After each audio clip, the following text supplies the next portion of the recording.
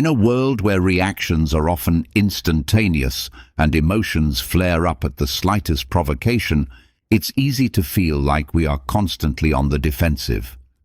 Words, actions, and even the mere presence of others can spark a storm of anger, hurt, or frustration.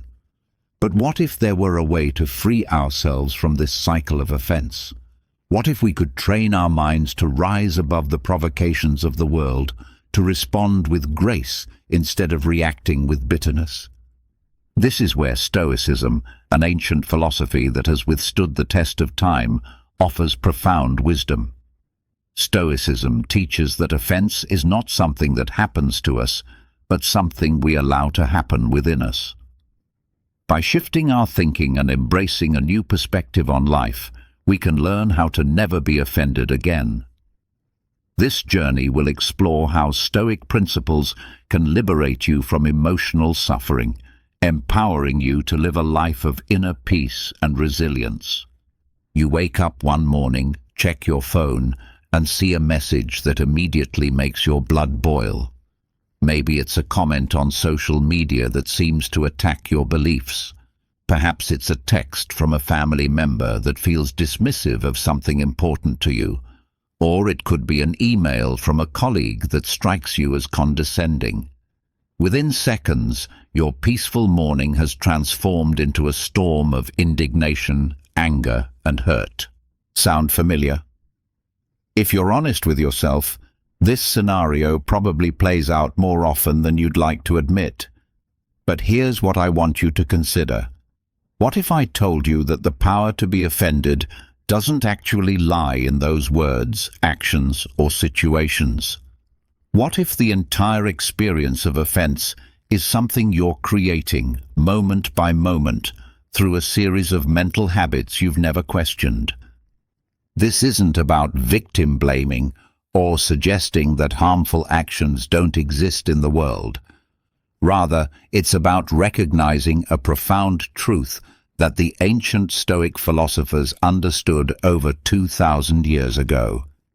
The events themselves are neutral. It's our interpretation, our reaction, our internal narrative about these events that creates our suffering.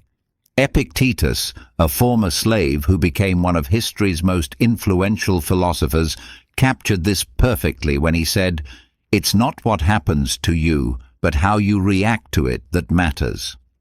Think about the weight of that statement. He's suggesting that between any external event and your emotional response lies a space, a crucial gap where your power resides. Consider this. Two people can witness the exact same event and have completely different emotional experiences. One person hears criticism and feels devastated. Another hears the same words and feels curious about the perspective being offered. One person encounters rudeness and spends the day fuming. Another encounters identical rudeness and feels compassion for someone who must be struggling to act that way. The external stimulus is identical, but the internal experience is worlds apart. This reveals something extraordinary about the nature of offense itself. Offense isn't actually contained in words, actions, or events. It's a mental construct, a story we tell ourselves about what something means, particularly what it means about us. When someone says something we find offensive, we're not really responding to their words alone. We're responding to our interpretation of their words, filtered through our expectations, our insecurities, our past experiences, and our beliefs about how we should be treated. Let me share a story that illustrates this perfectly.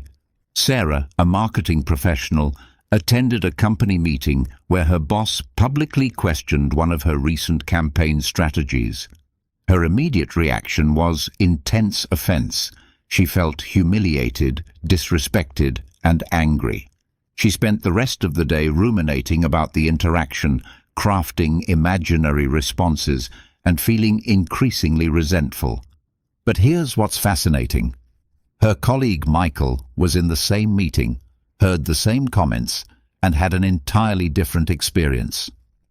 He saw a boss who was under pressure, trying to understand a complex situation and asking legitimate questions about strategy. Michael didn't take anything personally because he understood that the boss's questions weren't about him as a person. They were about finding the best path forward for the company. Same event, same words, completely different emotional experiences. This difference didn't occur because Michael was somehow less sensitive or because he didn't care about his work. It occurred because Michael had internalized a crucial Stoic insight. External events don't carry inherent emotional meaning. We assign that meaning through our interpretations. The Stoics understood that we live in two worlds simultaneously, the world of external events and the world of our judgments about those events. External events simply are what they are. A person says certain words, an action occurs, a situation unfolds. These are just facts, neutral, objective realities that exist independent of our emotional responses to them. But then we immediately begin the process of interpretation. We decide what these events mean. We determine whether they're good or bad, whether they reflect on us personally, whether they match our expectations, whether they threaten our sense of self. This interpretation happens so quickly that we often don't realize it's happening at all. We assume our emotional reaction is a direct result of the external event, when in reality it's a result of our mental processing of that event. This recognition is both humbling and empowering. It's humbling because it forces us to acknowledge that our emotional suffering often comes from our own mental habits rather than from external circumstances. We can no longer simply blame the world for our emotional state. But it's empowering because it reveals that we have far more control over our emotional experience than we typically realize. When you truly understand that offense is a choice, not a conscious choice necessarily, but a choice nonetheless, you begin to see the possibility of making different choices. You start to recognize that the feeling of being offended is actually a signal that you're giving external events power over your internal state. It's a red flag indicating that you've forgotten one of the most fundamental truths about human experience. You always have the ability to choose your response. This doesn't mean you have to become emotionally numb or indifferent to everything around you. The Stoics weren't advocating for a life devoid of feeling. Rather, they were pointing toward a life where your emotional responses serve you rather than enslave you. They understood that when you base your peace of mind on external events aligning with your preferences, you become a victim of circumstances beyond your control. The root of offense, then, lies in our fundamental misunderstanding about where our emotional experience comes from. We've been taught to believe that certain words, actions, or situations automatically create certain feelings. But this is an illusion. The feelings are created by our thoughts about those words, actions, or situations. And thoughts, unlike external events, are within our domain of influence. As we continue this journey together, we'll explore how to exercise this influence more consciously and skillfully. But for now, simply recognizing that offense is something you participate in creating is the first step toward freedom. It's the beginning of reclaiming your emotional sovereignty and discovering that peace of mind isn't dependent on the world behaving according to your preferences. Imagine you're driving down the highway when another car suddenly cuts you off, forcing you to brake hard. Your immediate response might be anger. Perhaps you honk your horn, mutter under your breath, or spend the next few minutes fuming about inconsiderate drivers. But what if, in that same moment, you noticed an ambulance racing ahead in the distance? Suddenly, your entire interpretation shifts. That inconsiderate driver might be a parent rushing to the hospital where their child is in emergency surgery. Your anger transforms into understanding, maybe even compassion. Nothing changed about the external event. A car still cut you off, but everything changed about your emotional experience. This is the power of reframing, and it's one of the most practical and transformative tools the Stoics offer us for dealing with offensive situations. Marcus Aurelius, perhaps history's most powerful practitioner of Stoicism, mastered this art of reframing. As Roman emperor, he constantly faced criticism, betrayal, and challenges to his authority. Yet his personal writings, which we know today as meditations, reveal a man who consistently chose to interpret events in ways that served his peace of mind rather than his ego. In one passage he writes, "How much trouble he avoids who does not look to see what his neighbor says or does, but only to what he does himself." Aurelius understood that the stories we tell ourselves about other people's actions are often more damaging than the actions themselves. He practiced reframing not as a form of denial, but as a form of wisdom. Reframing isn't about pretending that hurtful actions don't exist or that all behavior is acceptable. It's about recognizing that you always have multiple ways to interpret any situation, and some interpretations serve your well-being better than others. It's about choosing the interpretation that empowers you rather than victimizes you. Consider the last time someone said something that offended you deeply. In that moment, you probably focused on one particular interpretation of their words, perhaps that they were attacking you personally, disrespecting you, or trying to hurt you.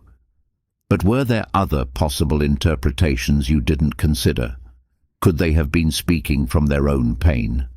Might they have been poorly expressing a legitimate concern?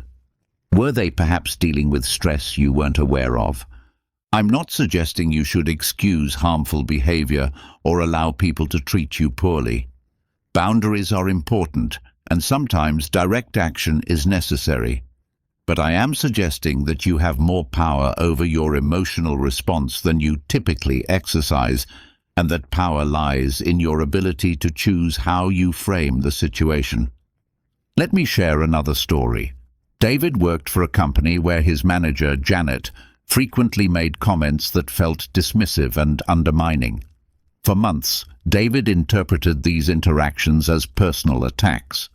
He assumed Janet didn't respect him, was trying to sabotage his career, or simply didn't like him.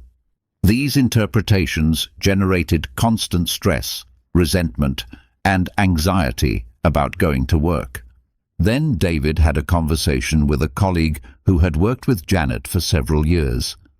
The colleague explained that Janet had grown up in a family where direct, sometimes harsh feedback was considered helpful and caring. She genuinely believed she was helping people improve by pointing out their mistakes immediately and clearly. She had no idea her communication style was causing distress. Armed with this new perspective, David began reframing his interactions with Janet. Instead of interpreting her comments as attacks, he started viewing them as awkward attempts to help him succeed. This shift didn't change Janet's behavior, but it completely transformed David's emotional experience. He stopped taking her comments personally, began focusing on any useful information they contained, and found ways to communicate his own needs more effectively. The ancient Stoics developed specific techniques for this kind of reframing. One of the most powerful is what they called the view from above. Imagining yourself from a broader perspective, perhaps looking down from a great height or forward from the distant future.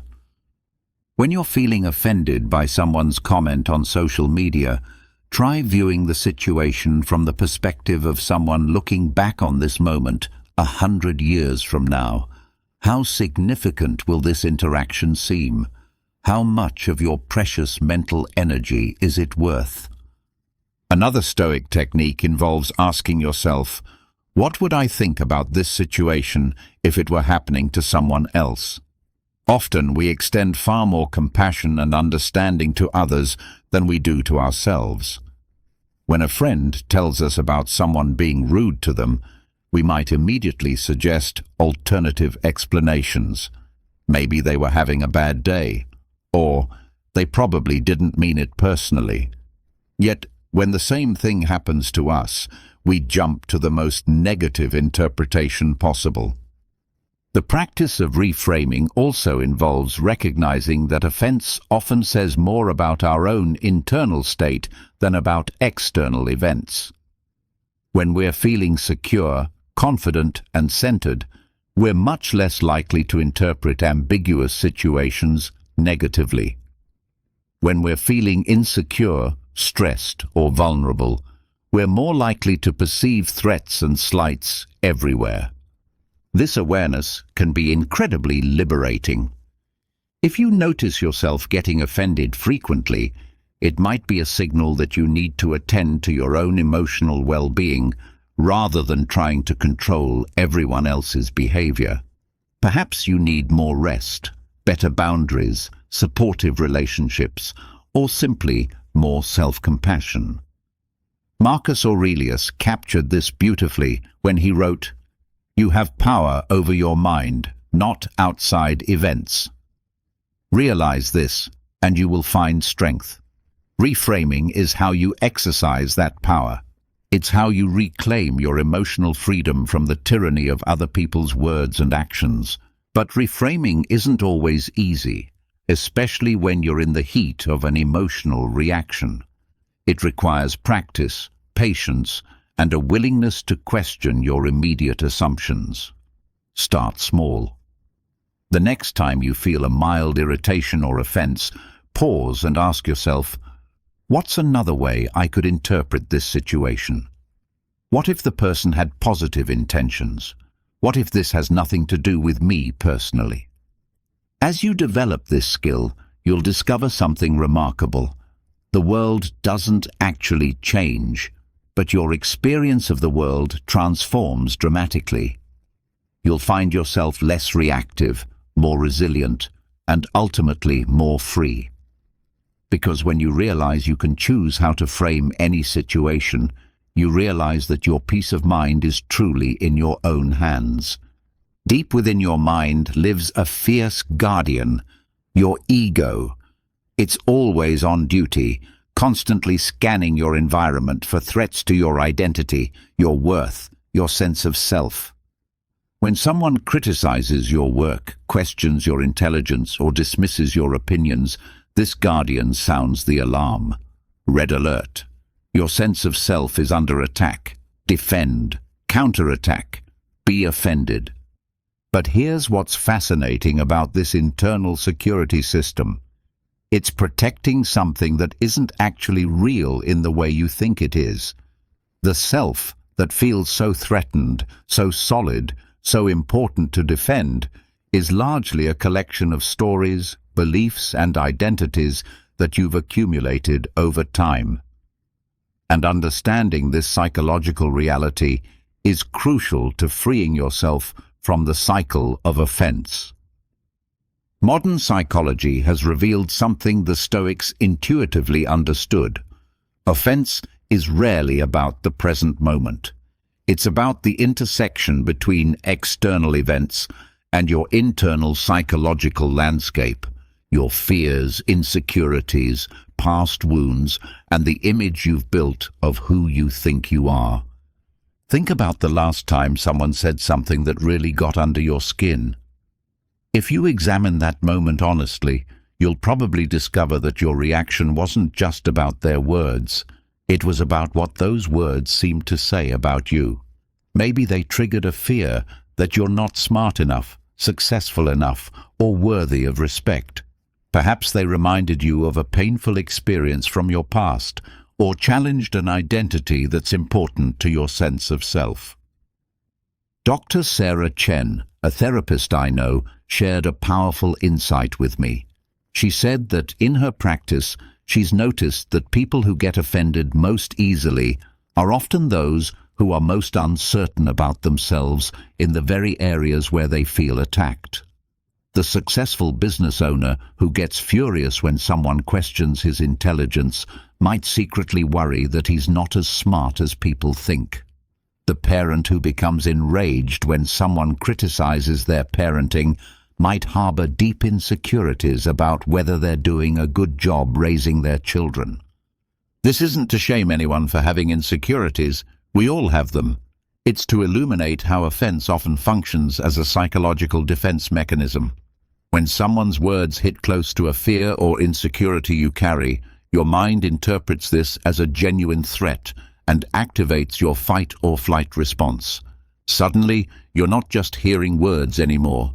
You're experiencing a perceived attack on your very identity. The Stoics understood this dynamic intimately, though they described it in different terms.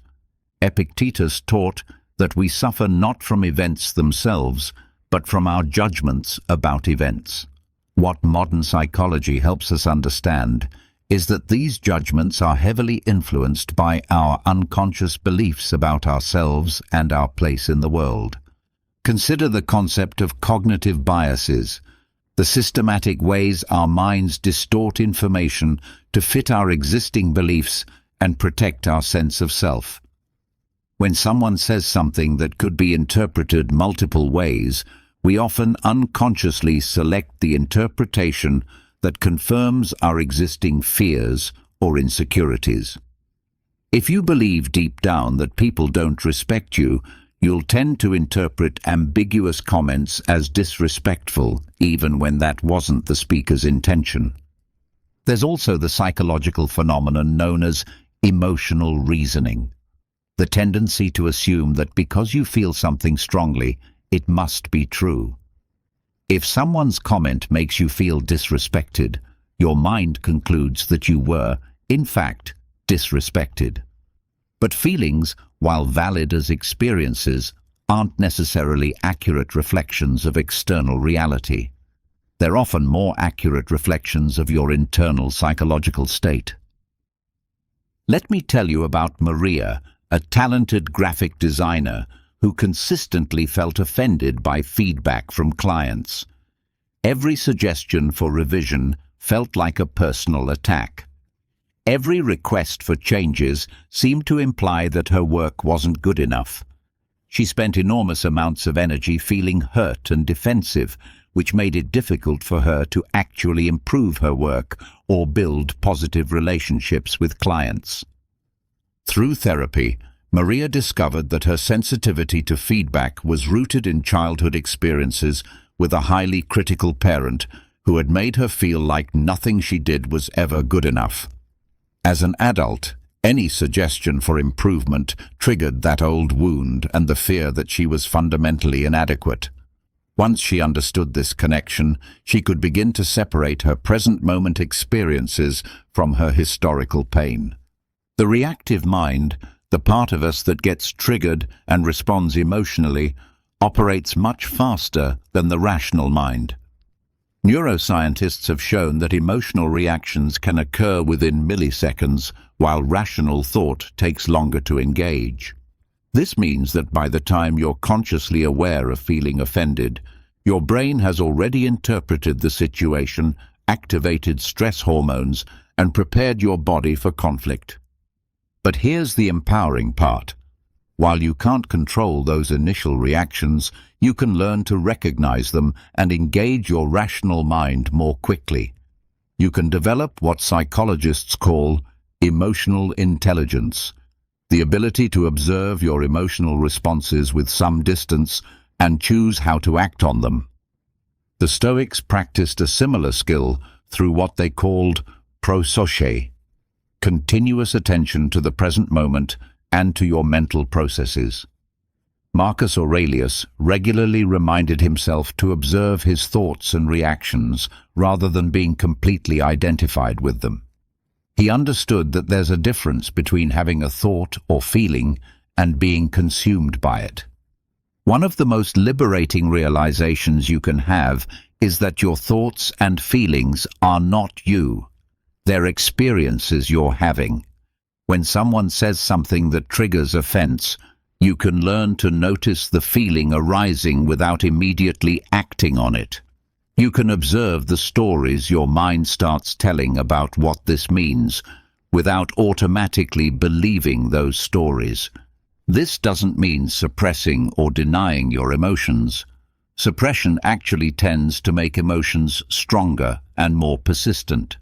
Instead, it means developing the capacity to feel your feelings while also maintaining some perspective on them. You can acknowledge that you feel hurt or angry while also recognizing that these feelings are based on your interpretation of events, not on the inherent meaning of those events. The goal isn't to become emotionally numb or to never feel hurt. The goal is to respond from a place of choice rather than compulsion, wisdom rather than reactivity. When you understand the psychological mechanisms behind offense, you gain the power to work with those mechanisms rather than being controlled by them. As we move deeper into this exploration, remember that this understanding is itself a form of freedom. Every moment you spend observing your mental processes rather than being completely lost in them is a moment of increased consciousness and choice. And choice, as we'll continue to discover, is where your real power lies. Picture this. You're sitting in a beautiful garden, feeling completely at peace. The sun is warm on your face, birds are singing, and everything feels perfect. Suddenly, storm clouds roll in, wind begins to howl, and rain starts pouring down. Does the garden's beauty disappear? Does its essential nature change? Or do only the temporary conditions change while something deeper remains constant? This metaphor captures one of the most profound insights of Stoic philosophy. There's a part of you that remains untouchable by external circumstances, no matter how turbulent they become. The Stoics called this your inner citadel, a place within you that no outside force can penetrate unless you open the gates yourself. Marcus Aurelius, writing in his personal journal during military campaigns and political turmoil, captured this truth perfectly. Nothing can hurt you without your permission.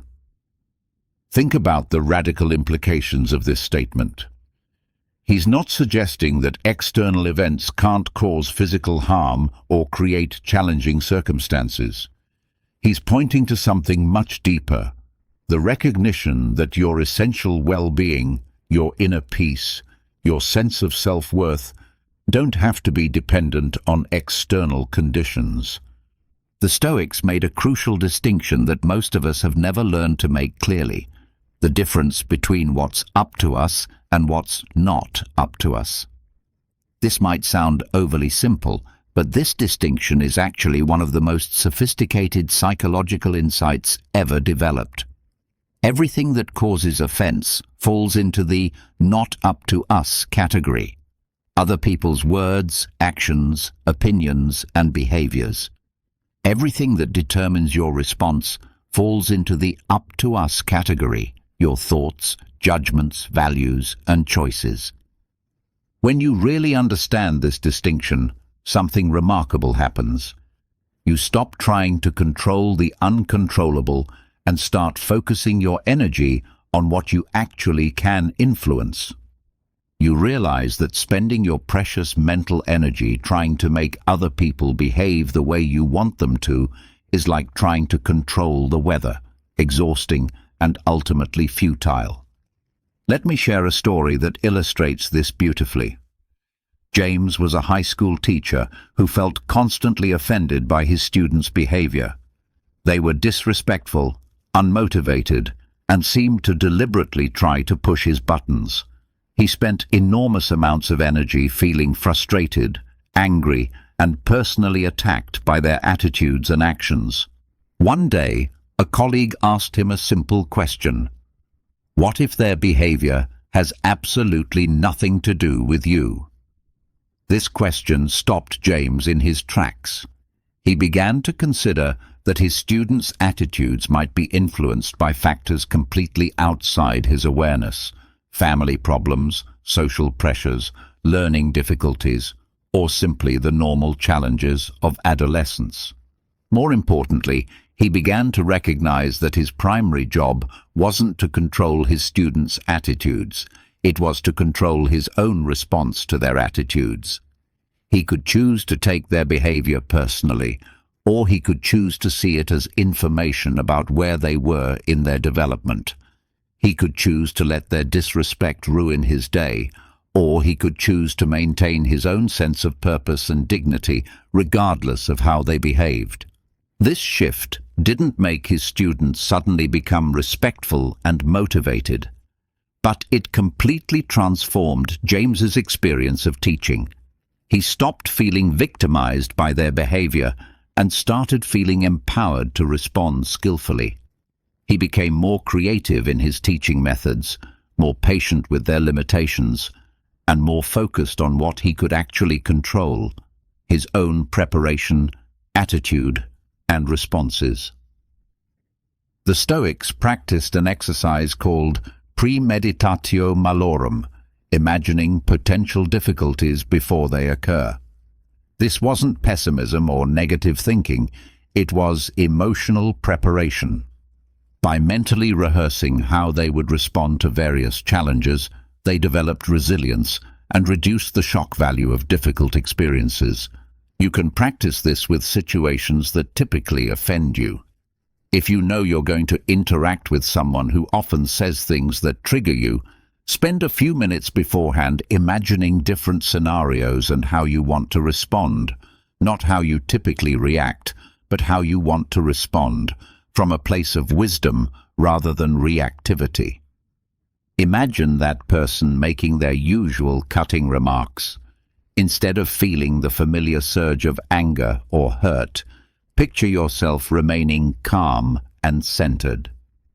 Visualize yourself recognizing that their words say more about their internal state than about your worth. See yourself choosing your response consciously rather than reacting automatically. This kind of mental preparation isn't about becoming passive or accepting mistreatment. It's about ensuring that your responses come from your highest self rather than your wounded ego. When you're prepared mentally and emotionally, you can address inappropriate behavior more effectively because you're not clouded by personal offense. The Stoics also understood that our emotional reactions often stem from unrealistic expectations about how the world should operate. We expect people to be more considerate than they are, more aware than they are, more skillful than they are. When reality doesn't match our expectations, we feel offended, as if the universe has somehow broken a promise to us. But what if you approached each day with more realistic expectations? What if you expected some people to be inconsiderate, some interactions to be difficult, some situations to be frustrating? This isn't cynicism, it's wisdom. When you expect perfection from an imperfect world, you set yourself up for constant disappointment. When you expect imperfection and are pleasantly surprised by kindness and consideration, you create space for gratitude and joy.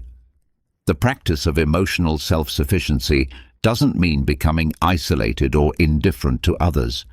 It means developing such a strong sense of your own worth and purpose that external events can't knock you off course. It means cultivating inner resources, wisdom, compassion, humor, perspective that you can draw upon regardless of external circumstances. Think of yourself as a tree with deep roots. Surface storms, other people's moods, comments, or behaviors might shake your branches, but they can't uproot you. Your stability comes from your connection to something deeper than the passing weather of daily interactions. When you truly internalize this understanding, offense becomes much less frequent and much less intense. You begin to see that most of what people say and do is really about them, their fears, their pain, their limitations, their perspectives, rather than about you. You stop taking everything personally because you realize that very little actually is personal. This doesn't mean becoming callous or uncaring. In fact, when you're not constantly feeling attacked by others' behavior, you often become more compassionate. You can see their struggles more clearly because you're not viewing everything through the lens of how it affects you. The external world will continue to be unpredictable, challenging, and sometimes harsh. But your inner world can remain a sanctuary of peace, wisdom, and strength. This is the promise of Stoic philosophy. Not that life will become easy, but that you can become unshakable. There's a moment in every person's life when they glimpse the truth about their ego. That small, insistent voice that constantly narrates their experience with one central theme. What does this mean about me? It's the voice that turns neutral events into personal dramas, innocent comments into attacks on your character, and everyday interactions into tests of your worth. Your ego isn't evil or wrong. It's simply a psychological mechanism that developed to help you navigate social situations and maintain a sense of identity.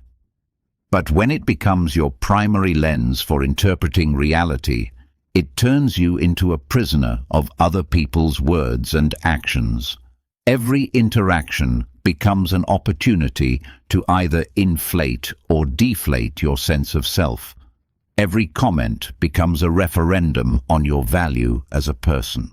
The Stoics understood that this identification with ego was the root of almost all psychological suffering. When Epictetus said, "No one can hurt you without your permission," he was pointing to a profound truth. The only thing that can truly be damaged by external events is your ego story about who you are. Your essential self, your capacity for wisdom, love, growth, and contribution remains untouchable. But here's what makes ego identification so insidious. It feels completely real and justified in the moment. When someone criticizes your work, it genuinely feels like they're attacking you personally. When someone disagrees with your opinion, it truly seems like they're dismissing your intelligence. When someone doesn't respond to your message quickly, it authentically appears that they don't value your relationship. Let me tell you about Michael, a successful architect who came to understand this dynamic through a painful but ultimately liberating experience. For years, Michael's sense of self-worth was intimately tied to his professional reputation. Every project was an extension of his identity. Every client interaction felt like a judgment of his value as a person. One day, a particularly demanding client not only rejected his design proposal, but did so in a way that felt personally attacking. "This is amateur work," the client said. "I expected much better from someone with your supposed reputation." Michael felt devastated. He spent days replaying the interaction, feeling angry, hurt, and questioning his abilities. But then something shifted. In the depths of his emotional reaction, Michael had a realization. The client's words could only hurt him because he had made his professional work identical to his personal worth. He had forgotten that he was a human being who happened to be an architect, not an architect who happened to be a human being. This distinction might seem subtle, but it's actually revolutionary. When you identify completely with your roles, professional, social, family, you become vulnerable to any threat to those roles. But when you recognize that you are something deeper than your roles, something more essential than your achievements or failures, you create space between external events and your inner peace. The Stoics practiced what they called the discipline of desire, learning to want what happens rather than demanding that what happens conform to your preferences. This doesn't mean becoming passive or accepting harmful situations. It means recognizing that your happiness and peace of mind don't depend on the world constantly validating your ego's preferences. Think about the last time you felt deeply offended. If you examine that experience carefully, you'll probably discover that beneath the offense was a story your ego was telling about what the situation meant about you. Maybe the story was, if they really respected me, they wouldn't have said that. Or, a person of my status deserves better treatment. Or, after everything I've done for them, this is how they treat me.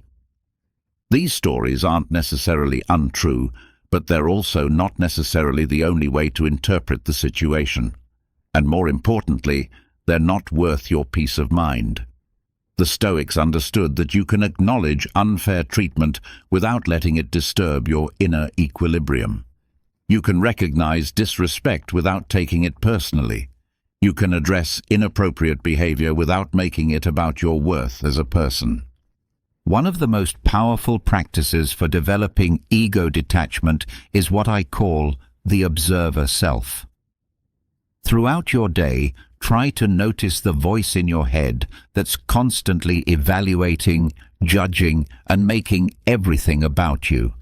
This isn't about stopping that voice. That's probably impossible. It's about recognizing that you are not that voice. You are the awareness that can observe that voice. When someone says something that triggers your ego, try to catch yourself in the act. Notice the immediate story your mind creates. They're trying to make me look bad. They don't respect me. They think they're better than me. Then remind yourself, that's my ego talking. What would I think about this situation if it weren't about me at all? This practice of disidentification is incredibly liberating because it reveals that most of your emotional suffering comes not from external events, but from your ego's interpretation of those events. When you stop taking everything personally, you discover that very little actually is personal. Most people are simply trying to navigate their own lives, deal with their own challenges, and manage their own emotions. Their words and actions usually have much more to do with their internal state than with any deliberate intention to affect you. Marcus Aurelius captured this beautifully when he wrote, "How much trouble he avoids who does not look to see what his neighbor says or does, but only to what he does himself." He understood that constantly monitoring other people's behavior for signs of disrespect or offense is exhausting and ultimately pointless. Your energy is much better spent on cultivating your own character and wisdom. But ego detachment doesn't mean becoming emotionally numb or indifferent to feedback. Healthy detachment actually allows you to receive feedback more clearly because you're not filtering it through the ego's need to protect itself. When someone offers criticism, instead of immediately feeling defensive, you can ask yourself, is there something useful here that could help me grow? Similarly, detachment doesn't mean having no preferences or never standing up for yourself. It means holding your preferences lightly and standing up for yourself from a place of strength rather than wounded ego. There's a world of difference between saying, "I don't appreciate being spoken to that way," from a place of calm dignity, and saying the same words from a place of hurt pride and defensive anger. The goal isn't to eliminate the ego entirely. That's probably neither possible nor desirable. The goal is to have a healthier relationship with it, to recognize it as one voice among many, rather than the ultimate authority on your worth and well-being. When you achieve this kind of detachment, you discover something remarkable. You can engage fully with life without being at the mercy of every external circumstance. As we conclude this first act of our journey, Remember that understanding these concepts intellectually is just the beginning. The real transformation happens through practice, through repeatedly choosing wisdom over reactivity, perspective over personalization, inner peace over ego protection. In the next act, we'll explore how to build these new mental habits and integrate them into your daily life. But for now, simply recognizing that offense is optional, that it's something you participate in creating rather than something that happens to you, is a profound first step toward freedom. You are not your ego. You are not your roles. You are not other people's opinions of you. You are something much more essential, much more resilient, and much more valuable than any external circumstance could ever diminish. There's a sacred pause that exists between every stimulus and every response, a brief moment where your freedom lies. In that pause, you have the power to choose who you want to be in any given situation.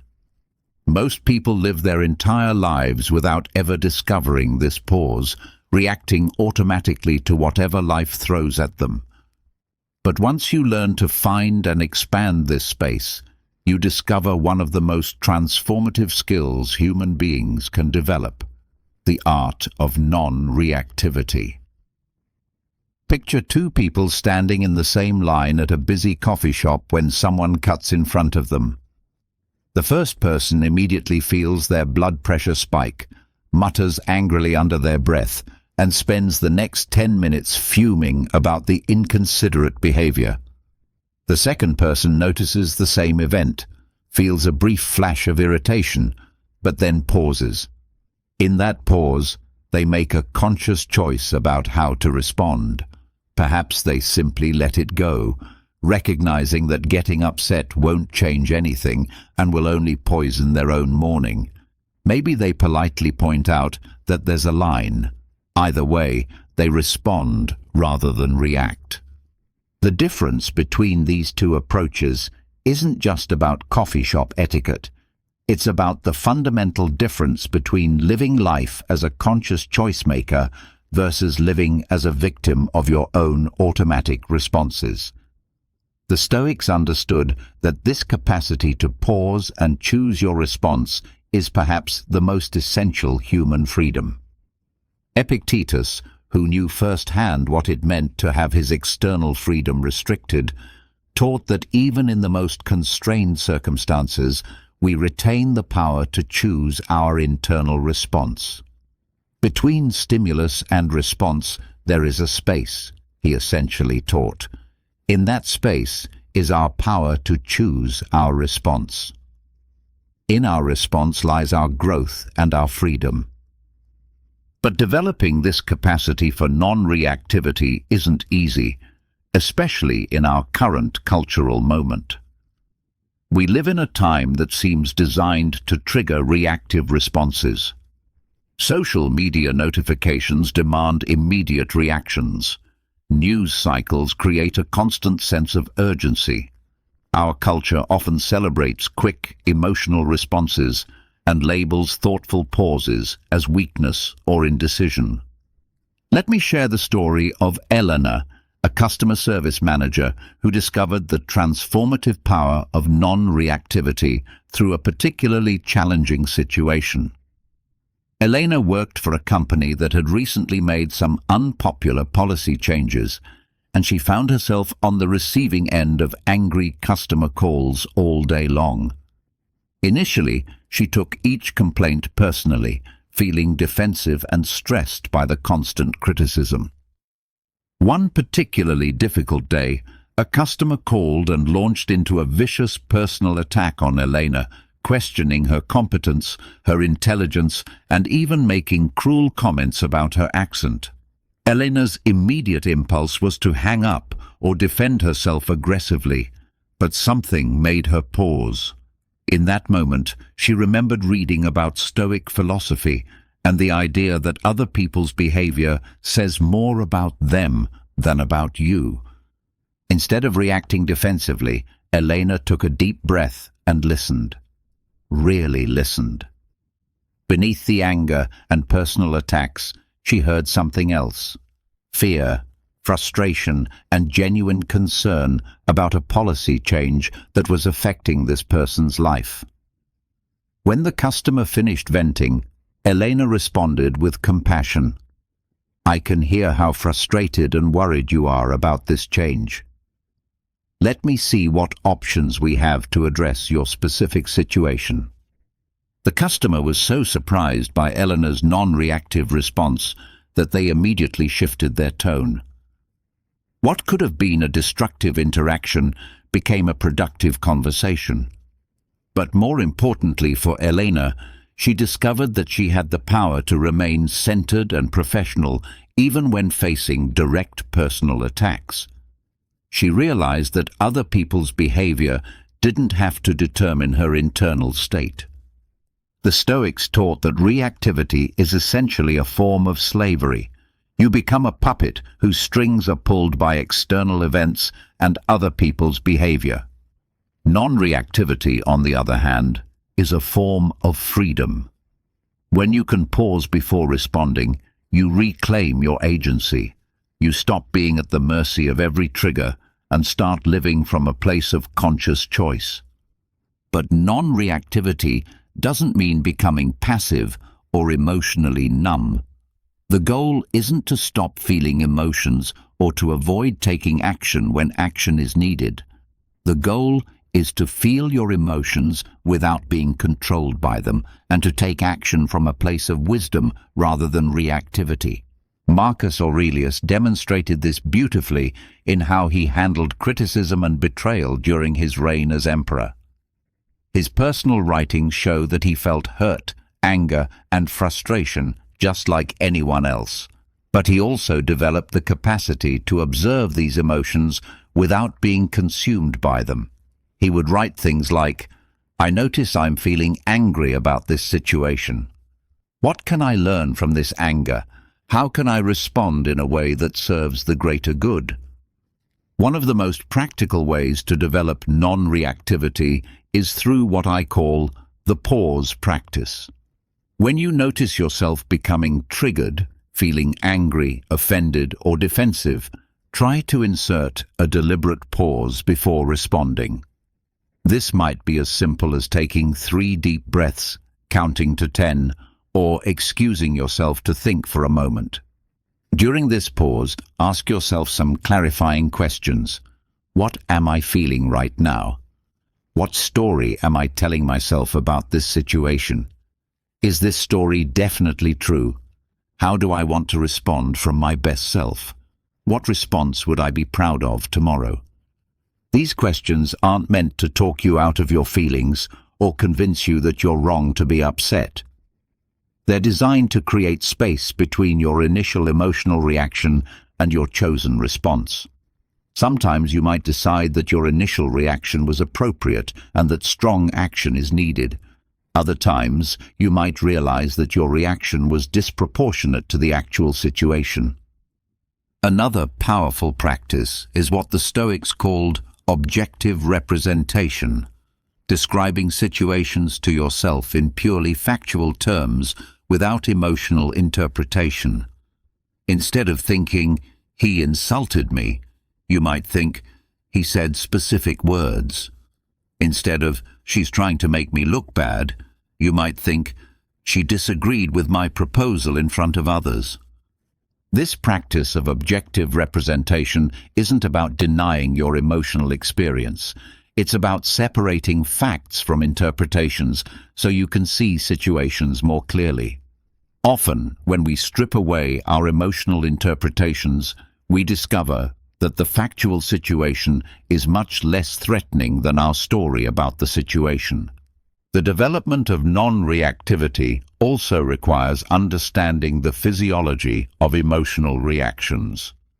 When you feel triggered, your body activates the stress response system. Your heart rate increases, stress hormones are released, and your thinking becomes more limited and reactive. This is a natural biological response, but it's not one you have to obey blindly. Learning to recognize the physical signs of reactivity, tension in your shoulders, shallow breathing, a racing heart, can serve as an early warning system.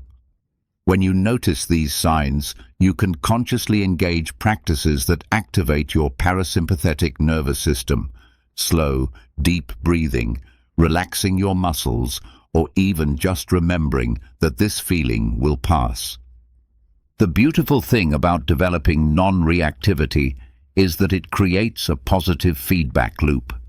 The more you practice pausing and choosing your responses, the more confident you become in your ability to handle difficult situations. This confidence, in turn, makes you less likely to feel threatened by challenging interactions, which makes it easier to remain non-reactive. Over time, you begin to discover that most situations that used to trigger intense reactions aren't actually as significant as they initially seemed. You develop what the Stoics called preferred indifference. You might prefer that people treat you with respect, but you're not dependent on their respect for your inner peace. Non-reactivity also has a profound impact on your relationships. When you stop reacting defensively to criticism, people feel safer being honest with you. When you don't take others' bad moods personally, you can offer support rather than taking offense. When you respond thoughtfully rather than reactively, you model a way of being that often inspires others to become less reactive themselves. As we continue this journey into Stoic practice, remember that non-reactivity is a skill that develops over time. Don't expect to master it immediately, and don't judge yourself harshly when you find yourself reacting automatically. Each moment of awareness, each conscious pause, each thoughtful response is a step toward greater freedom and inner peace. The art of non-reactivity isn't about becoming a stone-faced robot who never feels anything. It's about becoming a conscious human being who feels deeply but chooses wisely, who experiences emotions fully but isn't enslaved by them. It's about discovering that you have far more power over your experience of life than you ever imagined possible. There's a profound difference between resignation and acceptance, though many people confuse the two. Resignation is passive, defeated, and often bitter. It's giving up with resentment. Acceptance, particularly the kind the Stoics advocated, is active, empowered, and ultimately liberating. It's not about giving up, it's about giving in to reality so completely that you can work with it rather than against it. The Stoic practice of acceptance begins with a simple but revolutionary recognition. Reality is exactly as it is, regardless of your preferences about how it should be. This moment, this situation, this interaction, it's already happened or is happening. No amount of mental resistance, emotional upset, or wishful thinking can change what is. But here's the paradox that the Stoics understood. When you stop fighting reality, you actually gain more power to influence what happens next.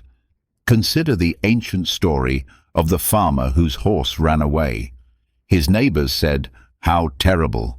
The farmer replied, "Maybe." The next day, the horse returned with 3 wild horses. The neighbors said, "How wonderful." The farmer said, "Maybe." The farmer's son tried to ride one of the wild horses and broke his leg. "How awful," said the neighbors. "Maybe," said the farmer. The next day, soldiers came to recruit young men for war, but they didn't take the farmer's son because of his broken leg. "How fortunate," said the neighbors. "Maybe," said the farmer. This story illustrates the Stoic understanding that we rarely know whether events are ultimately good or bad for us. What appears to be a disaster might lead to an unexpected opportunity.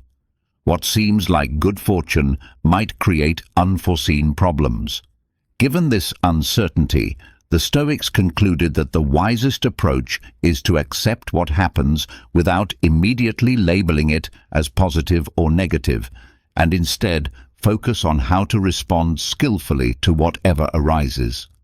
Let me tell you about David, a software engineer who discovered the transformative power of acceptance through a career setback that initially felt devastating.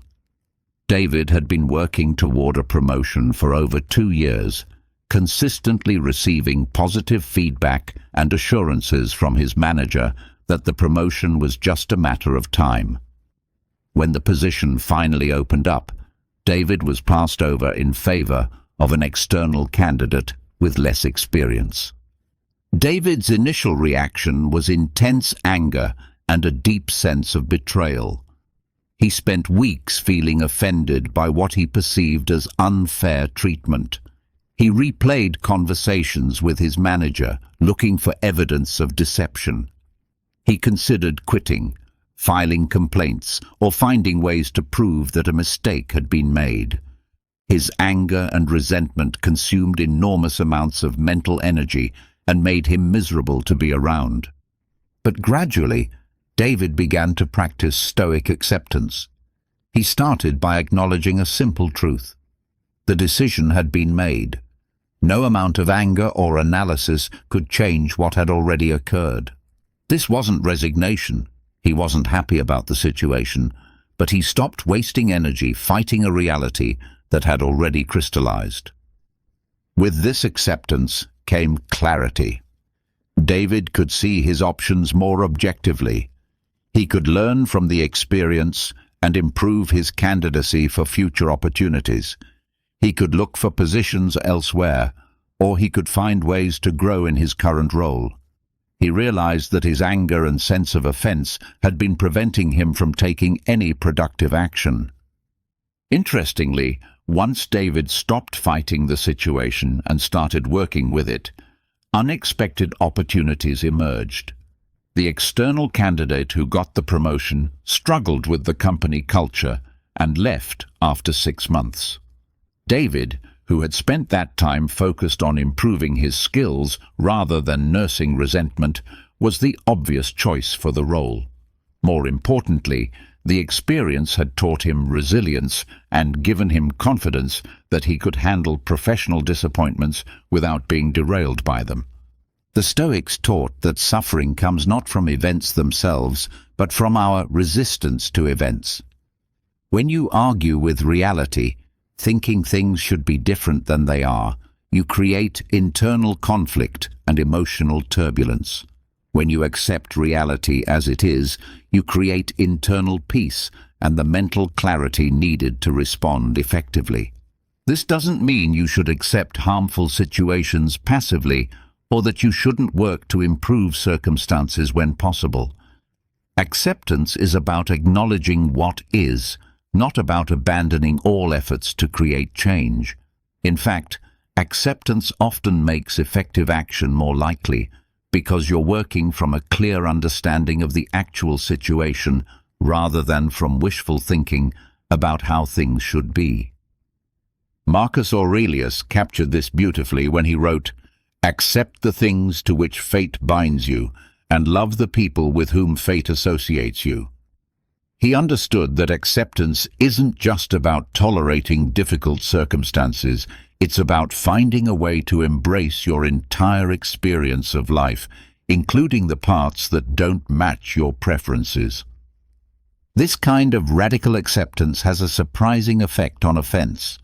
When someone says something hurtful to you, instead of immediately resisting the reality of what they've said, they shouldn't have said that.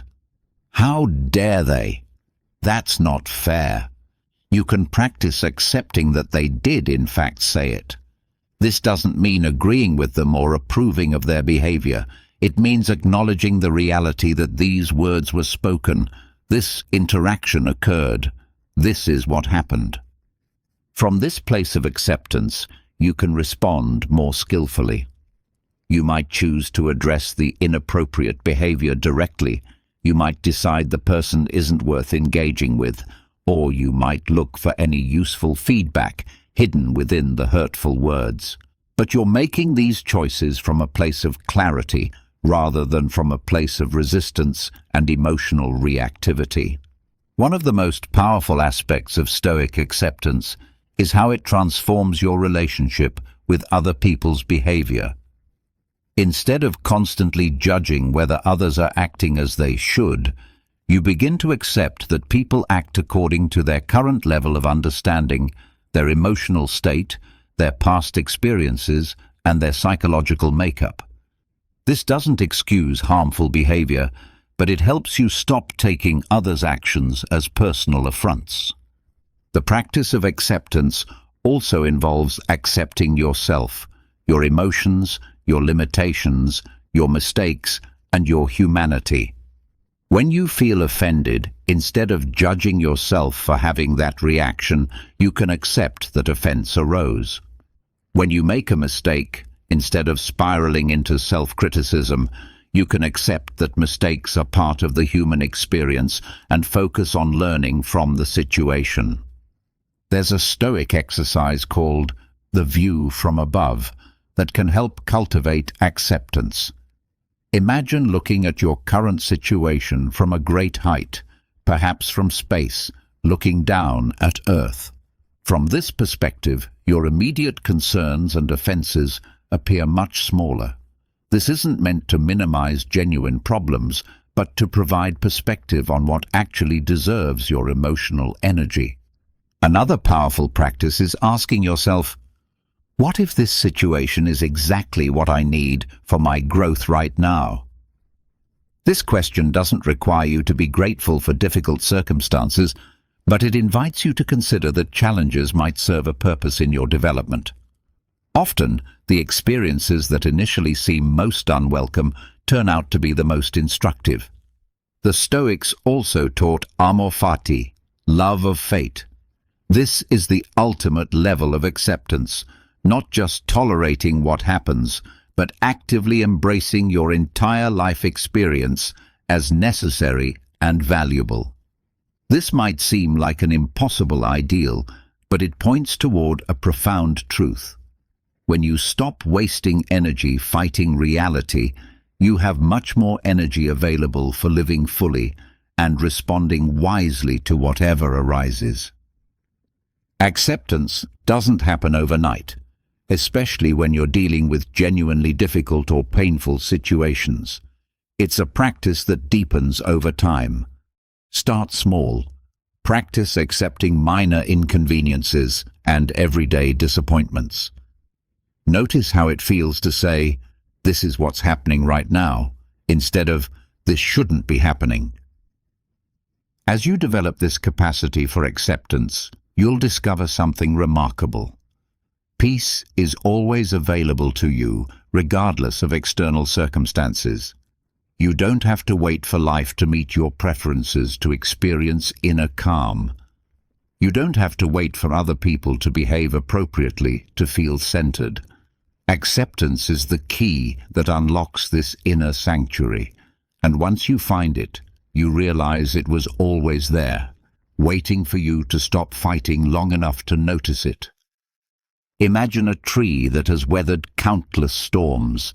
Its trunk is thick and strong, its roots run deep, and its branches have learned to bend without breaking. This tree didn't become resilient by avoiding storms, quite the opposite. Each wind that tested it, each harsh season it endured, contributed to its strength. The Stoics understood that emotional resilience works the same way. It's built not by avoiding challenges, but by meeting them with wisdom and courage. Emotional resilience isn't about becoming unfeeling or invulnerable. It's about developing the capacity to experience difficult emotions without being overwhelmed by them, to face setbacks without being defeated, and to encounter offense without losing your inner equilibrium. It's the difference between being a rigid tree that snaps in strong winds and being a flexible tree that bends and then returns to its natural position. The Stoics had a radical perspective on adversity. They saw it as a gift, not a pleasant gift, but a necessary one. Seneca wrote, "Every new beginning comes from some other beginning's end." He understood that challenges, including the experience of being offended or hurt, are opportunities to practice wisdom, develop character, and build inner strength. Let me share the story of Maria, a small business owner who discovered the truth of this Stoic teaching through a series of professional and personal setbacks. Maria had built a successful consulting firm over several years, but then the economy shifted, key clients pulled their contracts, and she faced the possibility of losing everything she had worked to create. Initially, Maria felt not just financially threatened, but personally devastated. The failure of her business felt like a failure of her identity. She took every client departure as a personal rejection, every financial struggle as evidence of her inadequacy. The stress was affecting her health, her relationships, and her ability to think clearly about solutions. But gradually, Maria began to apply Stoic principles to her situation. Instead of seeing the setbacks as purely negative events that shouldn't be happening, she started viewing them as intense training for emotional and practical resilience. She began to ask different questions. What is this situation teaching me? How can I use this challenge to become stronger and wiser? What aspects of this difficulty can I learn from?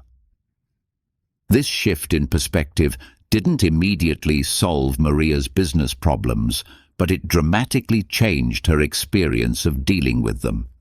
She stopped wasting emotional energy on feeling victimized by circumstances and started channeling that energy into creative problem solving.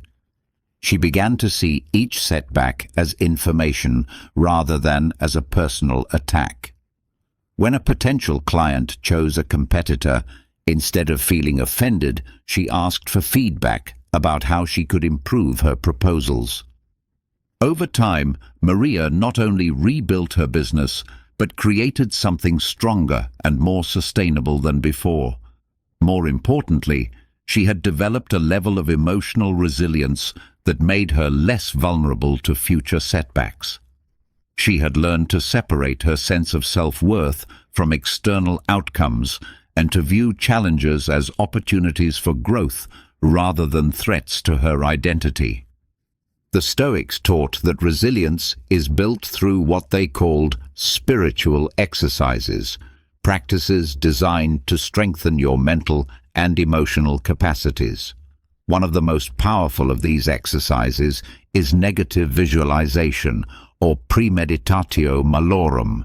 This involves regularly imagining potential losses or setbacks, not to become pessimistic, but to build psychological preparedness and to cultivate gratitude for what you currently have. When you mentally rehearse how you would handle various forms of offense or disappointment, you develop emotional antibodies. If someone actually does criticize you harshly, you're not caught off guard because you've already considered how you would respond to such a situation. You've practiced maintaining your dignity and perspective in the face of challenging circumstances. Another crucial aspect of building resilience is learning to reframe adversity as training. Athletes understand this principle instinctively. They know that muscles grow stronger by being challenged, not by being kept comfortable. The same principle applies to emotional strength. Each time you choose wisdom over reactivity, perspective over offense, growth over victimhood, you're building psychological muscle. Marcus Aurelius demonstrated this approach throughout his writings. Despite facing plagues, wars, betrayals, and constant criticism, he consistently reframed these challenges as opportunities to practice virtue. He wrote, "The impediment to action advances action. What stands in the way becomes the way." He understood that obstacles aren't just things to overcome, they're the very means by which we develop strength and wisdom. Building resilience also requires developing what psychologists call distress tolerance, the ability to experience difficult emotions without immediately trying to escape from them or being overwhelmed by them. Most people have a very low tolerance for discomfort, especially emotional discomfort. When they feel offended, hurt, or disappointed, they immediately look for ways to make the feeling go away. Blame others, seek revenge, distract themselves, or try to control external circumstances. But the Stoics understood that emotional discomfort, like physical discomfort, often contains valuable information. The feeling of being offended might be telling you something about your attachments or expectations. The experience of disappointment might be revealing unrealistic hopes. The sensation of hurt might be highlighting areas where you need stronger boundaries or better communication skills. Learning to sit with difficult emotions, to experience them fully without being controlled by them, is like developing emotional core strength. It allows you to remain stable and centered, even when life becomes turbulent. This doesn't mean suppressing emotions or pretending they don't matter.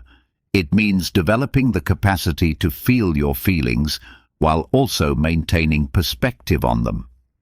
One practical way to build this tolerance is through what I call emotional weightlifting. When you notice yourself having a strong emotional reaction to something relatively minor, someone cuts you off in traffic, a friend doesn't return your call immediately, a colleague makes a dismissive comment, use it as an opportunity to practice resilience.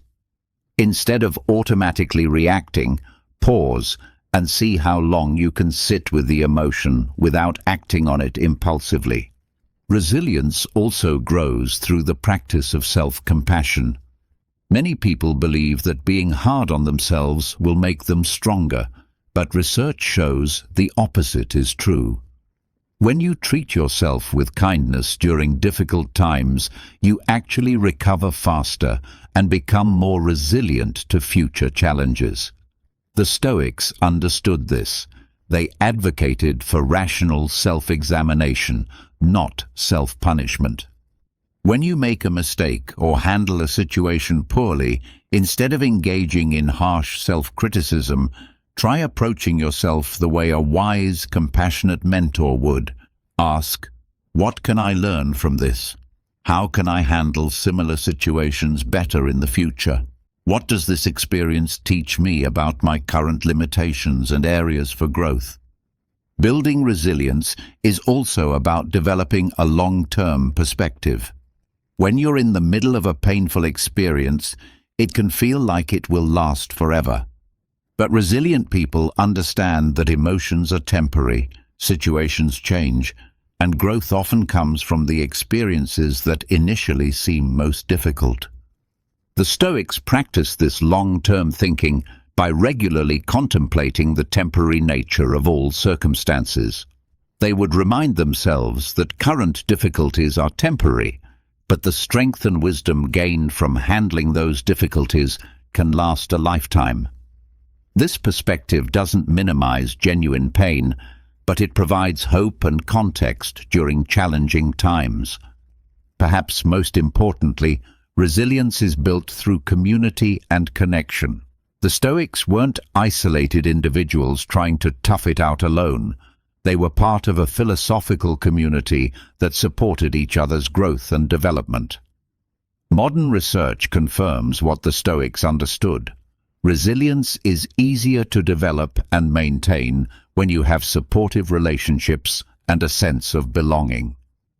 As you work to build emotional resilience, remember that it's not about becoming invulnerable or never feeling hurt.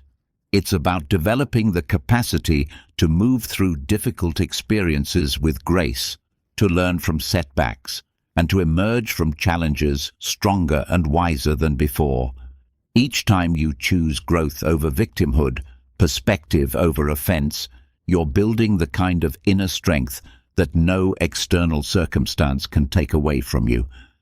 There's a story about two people looking out the same window. One sees mud, the other sees stars. The window hasn't changed, the view is identical, but their experience is completely different. This simple metaphor captures one of the most powerful tools the Stoics developed for maintaining emotional equilibrium and preventing offense: the deliberate cultivation of gratitude. Gratitude isn't just a nice feeling or a polite social convention.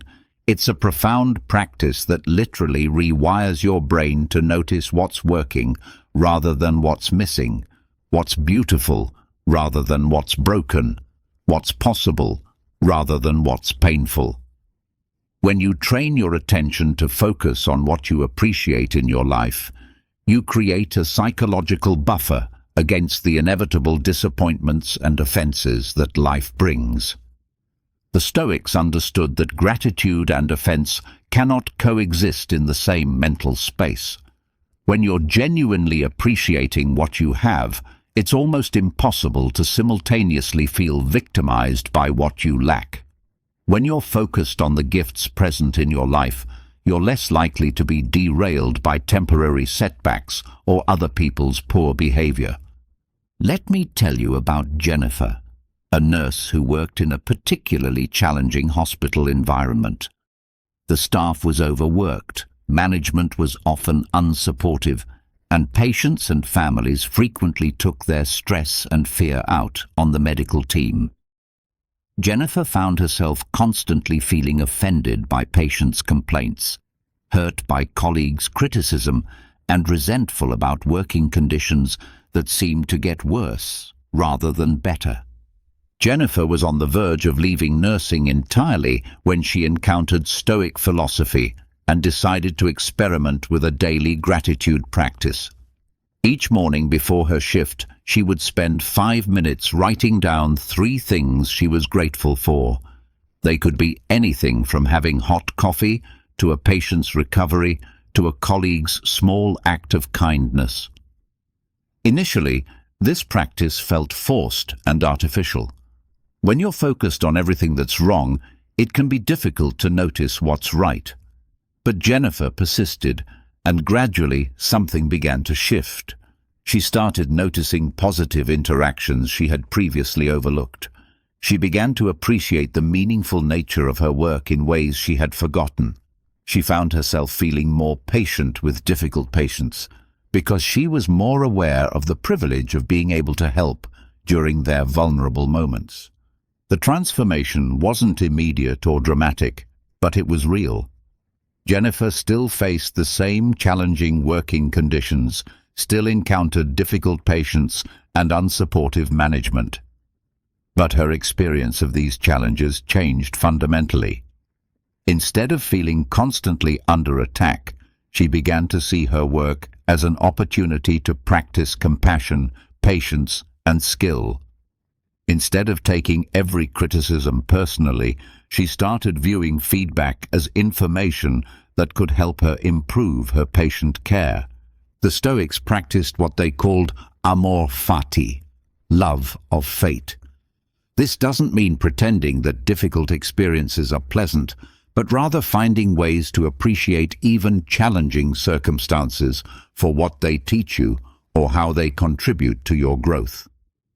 Marcus Aurelius exemplified this when he wrote, "Confine yourself to the present," and then found ways to appreciate even the difficulties of ruling an empire during times of plague and war. This practice of finding gratitude even in difficult circumstances is particularly powerful for dealing with offense. When someone says something hurtful to you, instead of immediately focusing on the pain of their words, you can practice looking for something to appreciate in the situation. Perhaps you're grateful for the opportunity to practice patience. Maybe you appreciate learning something about this person's character or stress level. You might be thankful for the chance to demonstrate grace under pressure. This doesn't mean becoming a doormat or accepting mistreatment passively. You can appreciate the learning opportunity while still setting appropriate boundaries. You can be grateful for insights about someone's character while also choosing to limit your interactions with them. Gratitude and appropriate action aren't mutually exclusive. One of the most profound aspects of gratitude practice is how it changes your relationship with expectations. Much of our experience of offense comes from unmet expectations. We expect people to be more considerate, situations to be more fair, life to be more predictable. When reality doesn't match these expectations, we feel disappointed and often offended. But regular gratitude practice helps you appreciate what is rather than lamenting what isn't. When you're genuinely grateful for the kindness you do receive, you're less likely to be devastated by occasional rudeness. When you appreciate the things that go smoothly in your day, you're more resilient when facing unexpected challenges. The Stoics also understood that gratitude is most powerful when it's specific and concrete rather than general and abstract. Instead of thinking, "I'm grateful for my health," you might appreciate, "I'm grateful that my body allowed me to walk in the sunshine today." Instead of, "I'm grateful for my family," you might focus on, "I'm grateful for the way my partner made me laugh at breakfast this morning." This specificity helps you notice the actual texture of your life rather than taking good things for granted. It's easy to overlook small kindnesses, minor conveniences, and everyday pleasures when you're focused on larger problems or disappointments.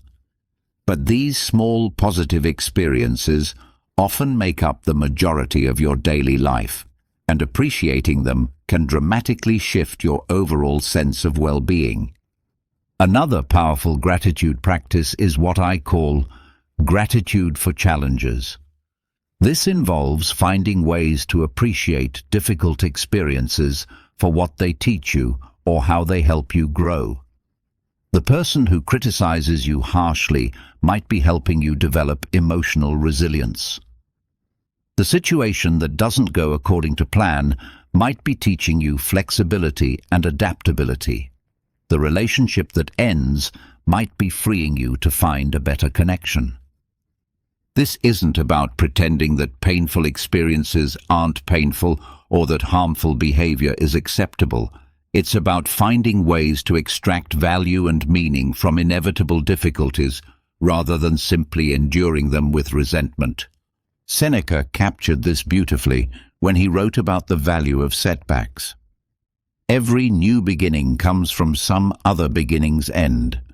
He understood that what appears to be loss or failure often creates space for growth and new opportunities.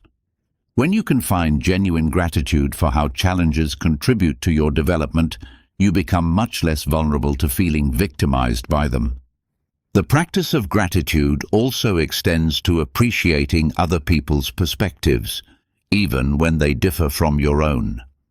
When someone disagrees with you or offers criticism, instead of immediately feeling defensive, you can practice being grateful for the opportunity to see a different viewpoint.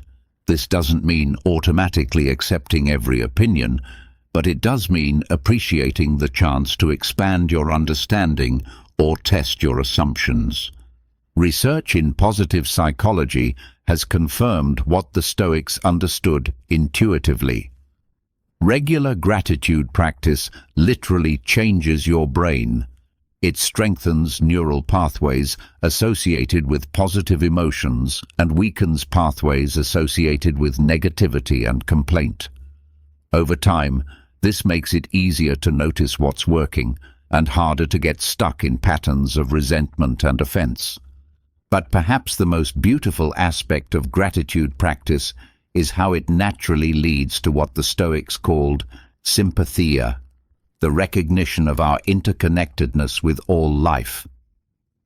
When you regularly appreciate the countless ways that other people's efforts contribute to your well-being, from the farmers who grow your food, to the engineers who design your transportation, to the scientists who develop your medicine, you begin to see yourself as part of a vast web of mutual support and cooperation.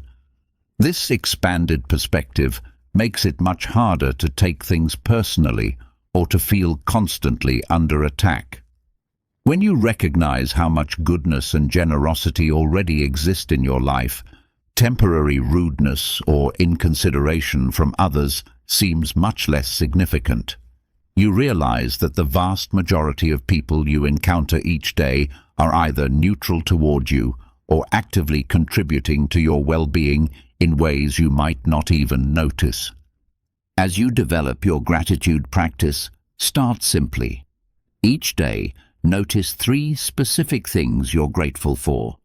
They don't have to be profound or life-changing. Small appreciations are often more powerful than grand gestures of thankfulness.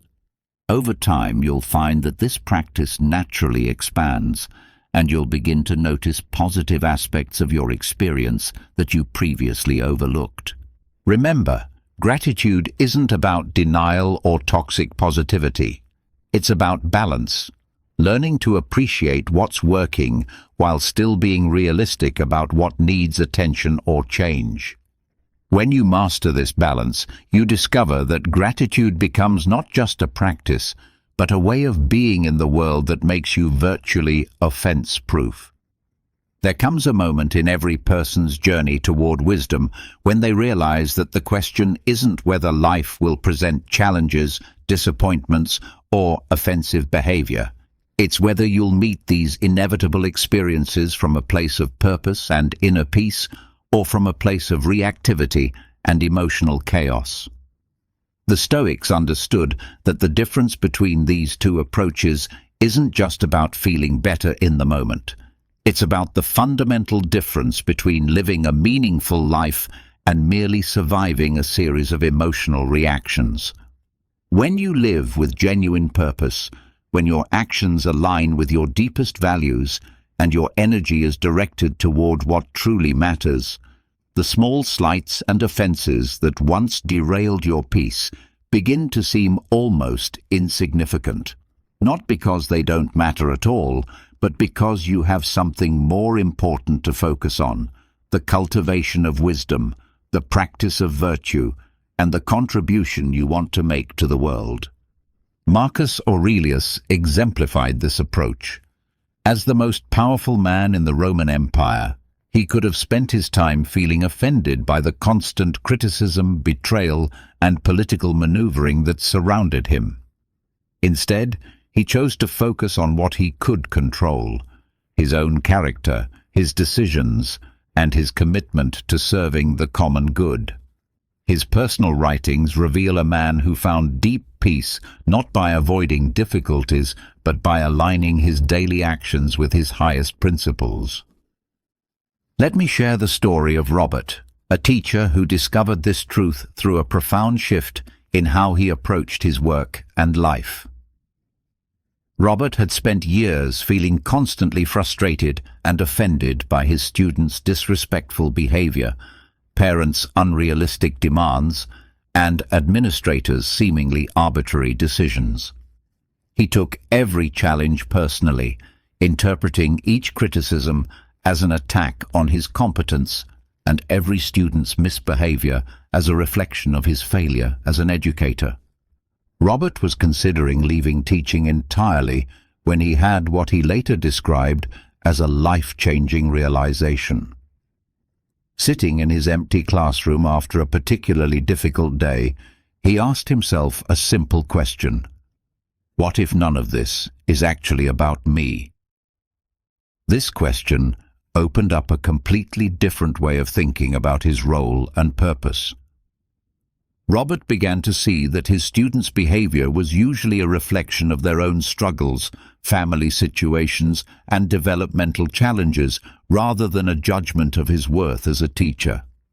Parents' demands often came from their deep love for their children and anxiety about their futures, rather than from disrespect for him personally.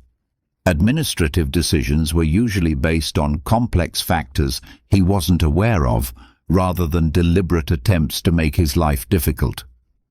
But more importantly, Robert remembered why he had become a teacher in the first place: to help young people learn, grow, and discover their potential.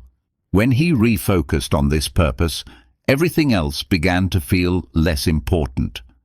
He still addressed inappropriate behavior and advocated for better working conditions, but he did so from a place of clarity and commitment, rather than from wounded ego and personal offense. This shift transformed not only Robert's experience of teaching, but his entire approach to life. He developed what the Stoics called the discipline of action, the practice of focusing your energy on what you can control and what serves your highest purpose, rather than dissipating it on reactions to things beyond your influence. The Stoics taught that purpose isn't something you find, it's something you choose. And once you choose it, you can return to it again and again, especially when life becomes challenging or confusing. Your purpose becomes like a North Star, a fixed point of reference that helps you navigate through storms without losing your way. Living with purpose requires what the Stoics called the view from above, the ability to see your individual experiences within a larger context of meaning and contribution. When you're operating from this expanded perspective, temporary setbacks and interpersonal conflicts begin to seem much less significant. You're playing a longer game, working toward larger goals, contributing to something greater than your immediate comfort or ego satisfaction. This doesn't mean becoming indifferent to your immediate experience or accepting harmful treatment passively. It means having a framework of meaning that helps you respond to challenges wisely rather than reactively. When someone criticizes your work, instead of feeling personally attacked, you can ask, when someone criticizes your work, instead of feeling personally attacked, you can ask, how does this feedback serve my larger purpose? What can I learn that will help me contribute more effectively? When you encounter rudeness or inconsideration, instead of taking it personally, you can remember that your purpose is to embody the qualities you want to see in the world, regardless of how others choose to behave. The Stoics also understood that inner peace isn't a destination you reach once and then maintain effortlessly. It's a practice you return to moment by moment, choice by choice. Peace isn't the absence of challenges, it's the presence of wisdom in how you meet those challenges. It's not about creating a life free from offense. It's about developing a character that remains unshaken by the inevitable storms of human interaction. Inner peace, from a Stoic perspective, comes from what they called ataraxia, a state of serene calmness that arises when you stop fighting reality and start working skillfully with whatever arises. This doesn't mean becoming passive or resigned. It means developing such a strong sense of your own values and purpose that external events can't knock you off course for long. Consider the story of Sarah, a non-profit director who discovered this truth during one of the most challenging periods of her career. Her organization was facing funding cuts, staff departures, and public criticism of their programs. Board members were questioning her leadership, donors were pulling their support, and the media was running negative stories about the organization's effectiveness. Initially, Sarah felt devastated and personally attacked. She took every criticism as evidence that she was failing, every funding loss as a rejection of her worth, every staff departure as a betrayal. She spent sleepless nights replaying conversations and crafting defensive responses to critics.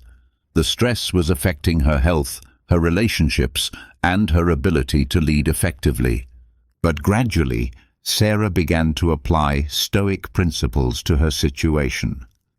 She started by reconnecting with her core purpose, helping vulnerable populations in her community. She reminded herself that this purpose was more important than her ego, her reputation, or even her job security.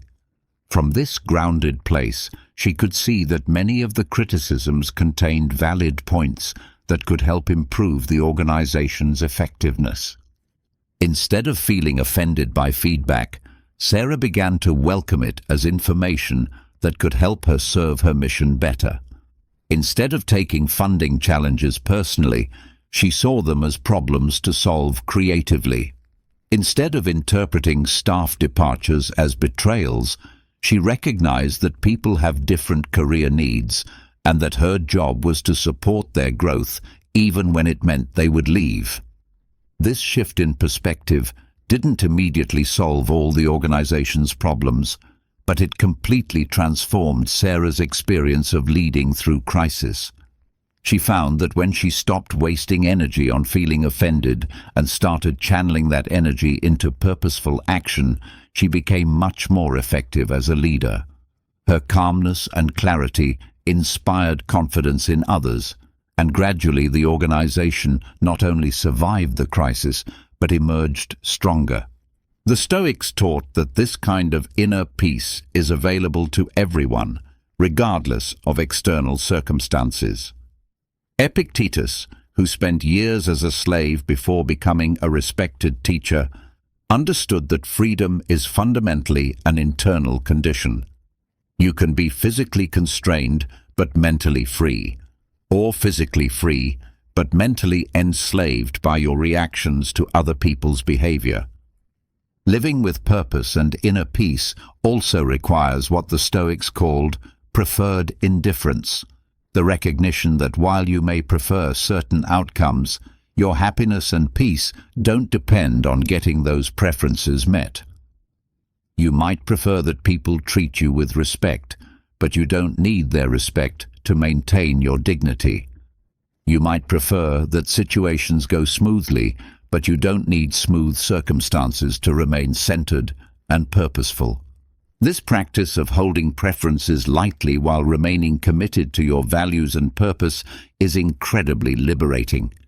It means you can work toward positive outcomes without being devastated when things don't go according to plan. You can hope for the best while being prepared to respond wisely to whatever actually occurs. Another crucial aspect of living with purpose is understanding that your primary responsibility is to your own character development, not to controlling other people's behavior.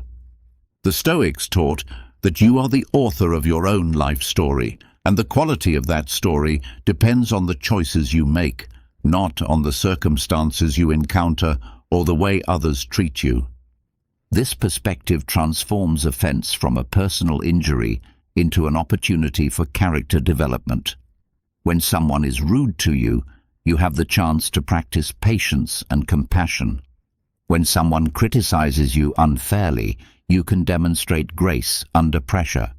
When someone betrays your trust, you can choose wisdom over vengeance and learn to set better boundaries in the future. Marcus Aurelius captured this beautifully when he wrote, "Confine yourself to the present." He understood that peace is always available in this moment, regardless of what happened yesterday or what might happen tomorrow.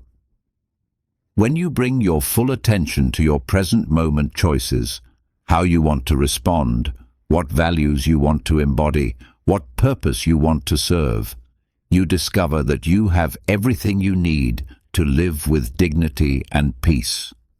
The practice of living with purpose and inner peace also naturally leads to what the Stoics called sympathia, the recognition of our fundamental interconnectedness with all life. When you're secure in your own purpose and values, you can see that everyone else is also trying to navigate life as best they can with the understanding and resources they currently have. This perspective makes it much easier to respond to difficult behavior with compassion rather than offense. As we conclude this exploration of Stoic practice, remember that these aren't just philosophical concepts to think about. They're ways of being to practice and embody. Each moment offers you the opportunity to choose wisdom over reactivity, purpose over ego protection, inner peace over external validation. The goal isn't to become a perfect Stoic sage who never feels hurt or disappointment. The goal is to develop the capacity to feel your emotions fully while also maintaining perspective on them, to encounter challenges without being defined by them, and to live with such a strong sense of purpose that temporary setbacks can't derail your commitment to wisdom and virtue. When you live this way, you discover something remarkable. Offense becomes optional. Not because you become indifferent to how others treat you, but because you become so centered in your own values and purpose that other people's behavior can't shake your fundamental sense of peace and dignity. You realize that your worth isn't determined by external validation. Your peace isn't dependent on favorable circumstances, and your purpose isn't diminished by temporary obstacles. This is the promise of Stoic philosophy, not that life becomes easy, but that you become unshakable. Not that others will always treat you well, but that you can maintain your integrity regardless of how they choose to behave. Not that you'll never feel hurt, but that you'll never be destroyed by that hurt. In discovering that offense is optional, you discover something even more profound, that freedom, peace, and dignity are always available to you, no matter what storms may rage in the external world. This is the ultimate gift of Stoic wisdom, the recognition that everything you need for a meaningful, peaceful life already exists within you, waiting to be claimed through the daily practice of wisdom, virtue, and conscious choice. There's a moment in every person's journey toward wisdom when life presents what feels like the ultimate test, a situation so challenging, so personally threatening, so offensive to everything you hold dear that it strips away all pretense and reveals who you truly are beneath all your philosophical learning.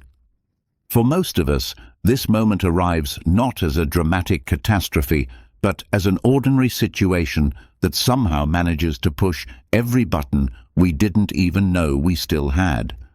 This is the story of that moment in your journey, the moment when everything you've learned about Stoicism, about non-reactivity, about the optional nature of offense, gets put to the most rigorous test life can devise.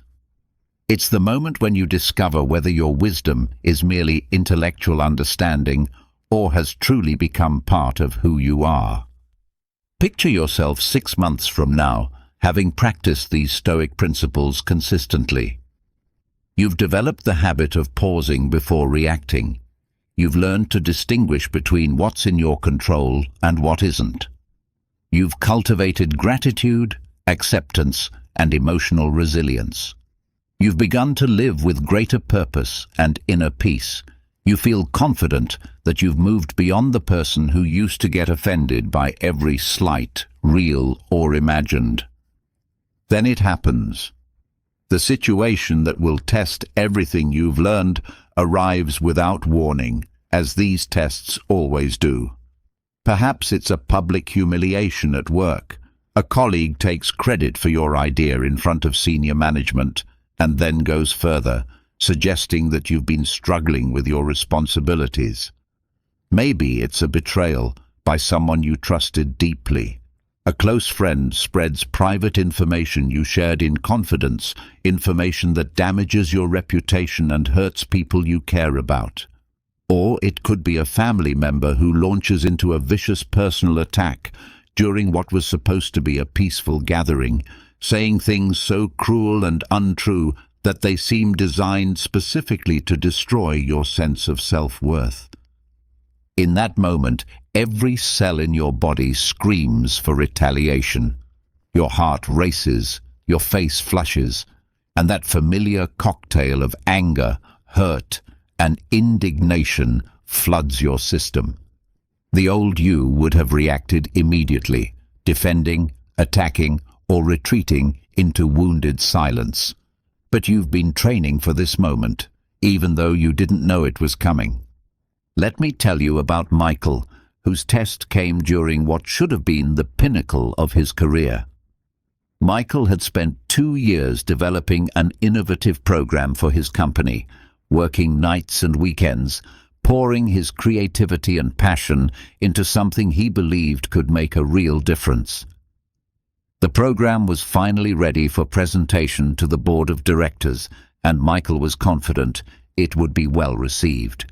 But during the presentation, his manager, Susan, systematically dismantled his work. She questioned his research, criticized his methodology, and suggested that the program was poorly conceived and potentially harmful to the company. She then presented an alternative proposal, one that Michael recognized as a modified version of his own idea, repackaged and presented as Susan's original thinking.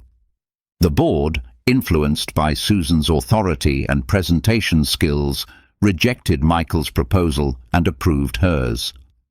Not only had Michael's work been stolen, but he had been made to look incompetent in front of the people who determined his future at the company. Several board members exchanged glances that suggested they were questioning his judgment and capabilities. As Michael sat there, watching his professional reputation crumble and his work be credited to someone else, he felt the familiar surge of everything he had once identified as righteous anger. Every instinct screamed at him to defend himself, to expose Susan's theft, to fight back with everything he had.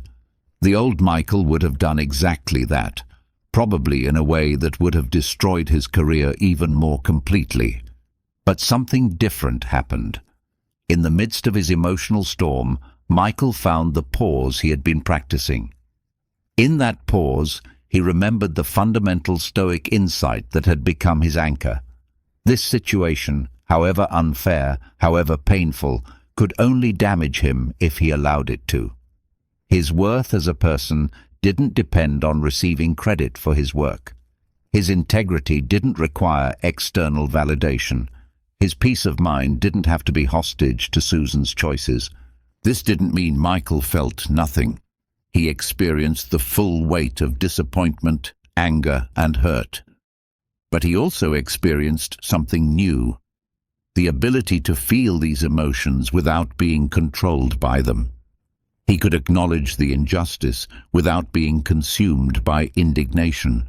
He could recognize the betrayal without letting it define his sense of self.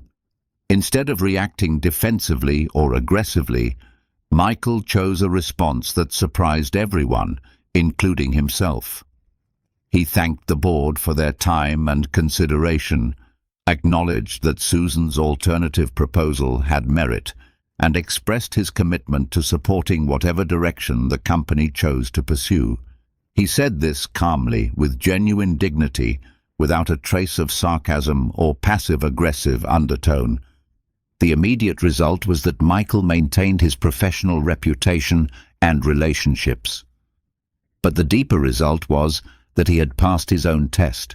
He had proven to himself that his Stoic practice wasn't just philosophical theory, it had become part of his character. He had demonstrated that he could remain centered and purposeful, even when facing significant injustice and personal attack. This doesn't mean Michael became a doormat or that he accepted the situation passively. Over the following weeks, he quietly documented what had happened and eventually brought the matter to higher management through appropriate channels. Susan's pattern of taking credit for others' work was exposed, and she faced professional consequences. But Michael's response came from a place of clear thinking and principled action rather than emotional reactivity and personal vendetta. Your test might look different from Michael's, but it will share certain characteristics. It will feel intensely personal. It will seem to threaten something you care deeply about. It will trigger every defensive mechanism you've developed over a lifetime. And it will offer you a choice. React from your old patterns of offense and reactivity, or respond from the wisdom and strength you've been cultivating. The beautiful thing about these tests is that they often come when you're ready for them, even though you don't feel ready. Your months of practice, all those small moments when you chose perspective over offense, acceptance over resistance, purpose over ego, have been preparing you for this larger challenge.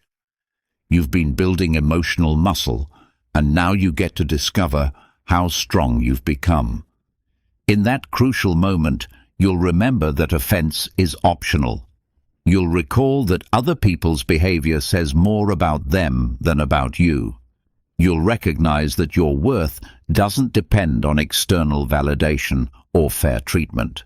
You'll understand that your primary responsibility is to your own character and choices, not to controlling others or ensuring that justice is immediately served. But perhaps most importantly, you'll discover that you can handle much more than you thought possible. You'll learn that you can feel hurt without being destroyed, experience injustice without becoming bitter, face betrayal without losing your capacity for trust.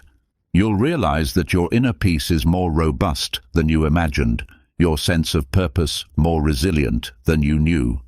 The test will pass, as all tests do, but what remains is the knowledge that you've been fundamentally transformed. You've moved from someone who could be easily offended and derailed to someone who can maintain dignity and clarity even under extreme pressure. You've discovered that Stoic principles aren't just nice ideas.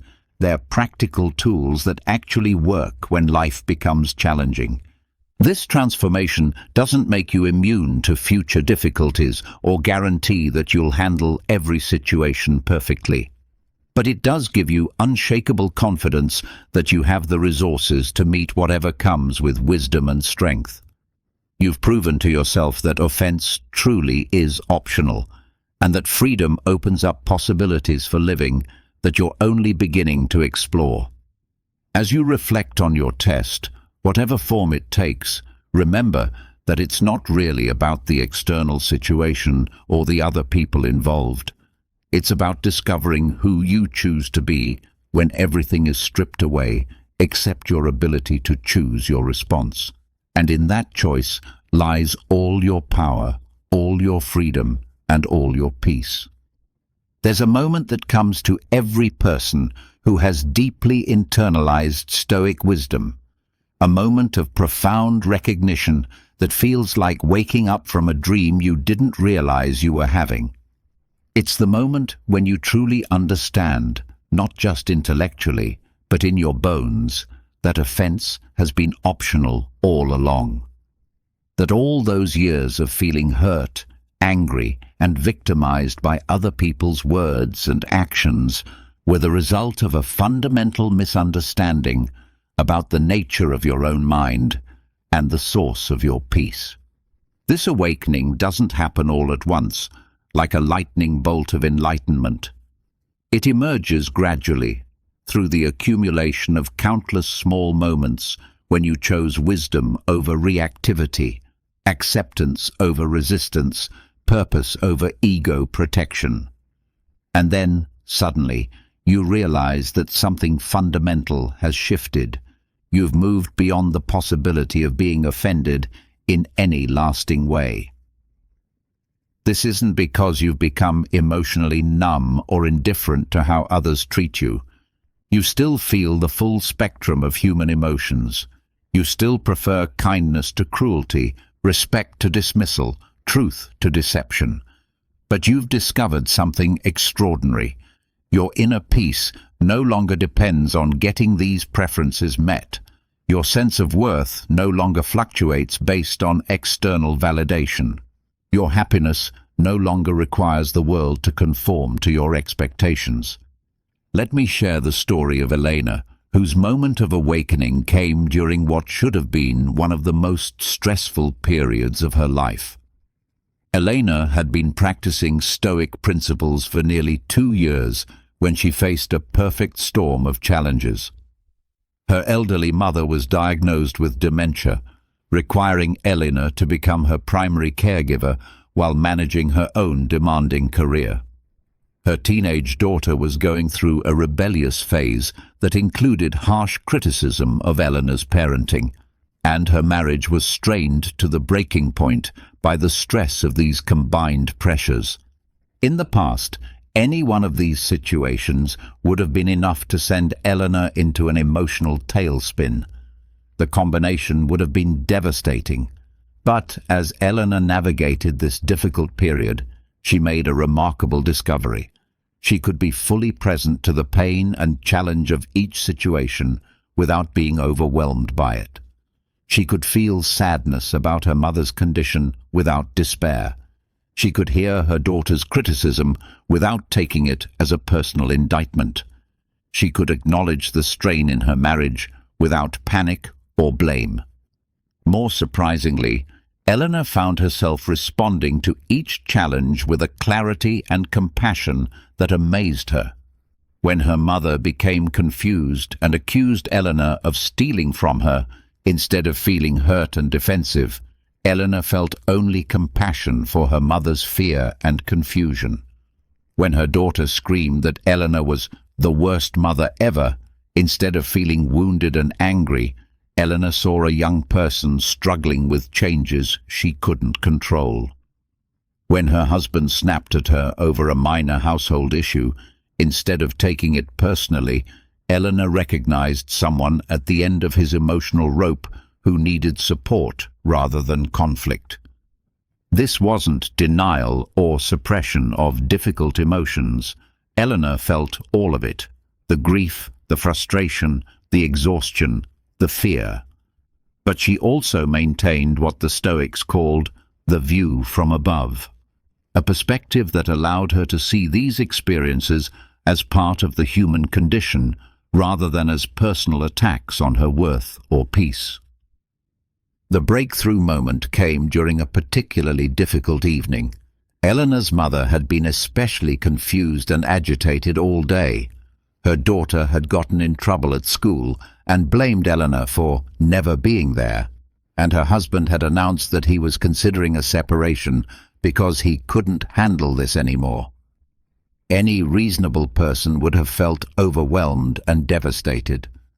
But as Eleanor sat alone in her kitchen that night, absorbing the full weight of these challenges, something extraordinary happened. Instead of feeling victimized or defeated, she felt a profound sense of peace. Not happiness. The circumstances were genuinely difficult, but peace. She realized that her worth as a person, her capacity for love and wisdom, her fundamental okayness wasn't threatened by any of these external circumstances. In that moment, Eleanor understood what Marcus Aurelius meant when he wrote, "You have power over your mind, not outside events." Realize this, and you will find strength. She had found that power, and with it came a freedom she had never imagined possible. This freedom didn't solve Elena's practical problems, but it completely transformed her experience of dealing with them. She approached each challenge from a place of centeredness rather than reactivity, wisdom rather than emotion, purpose rather than self-protection. The solutions she found were more creative and effective because they came from clarity rather than chaos. The Stoics called this state ataraxia, unshakable tranquility. It's not the absence of challenges or emotions, but the presence of an inner stability that remains constant regardless of external circumstances. It's the recognition that you are not your thoughts, not your emotions, not your circumstances, but the conscious awareness that can observe all of these without being defined by them. When you reach this level of understanding, offense becomes literally impossible in any sustained way. You might feel a momentary flash of irritation when someone is rude, but it doesn't stick.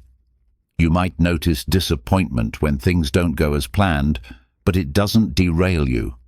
You might experience sadness when relationships end or change, but it doesn't devastate you.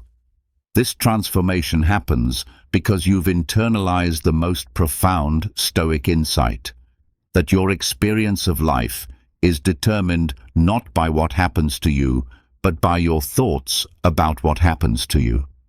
And since you have the power to choose your thoughts, not always easily, not always immediately, but ultimately, you have the power to choose your experience.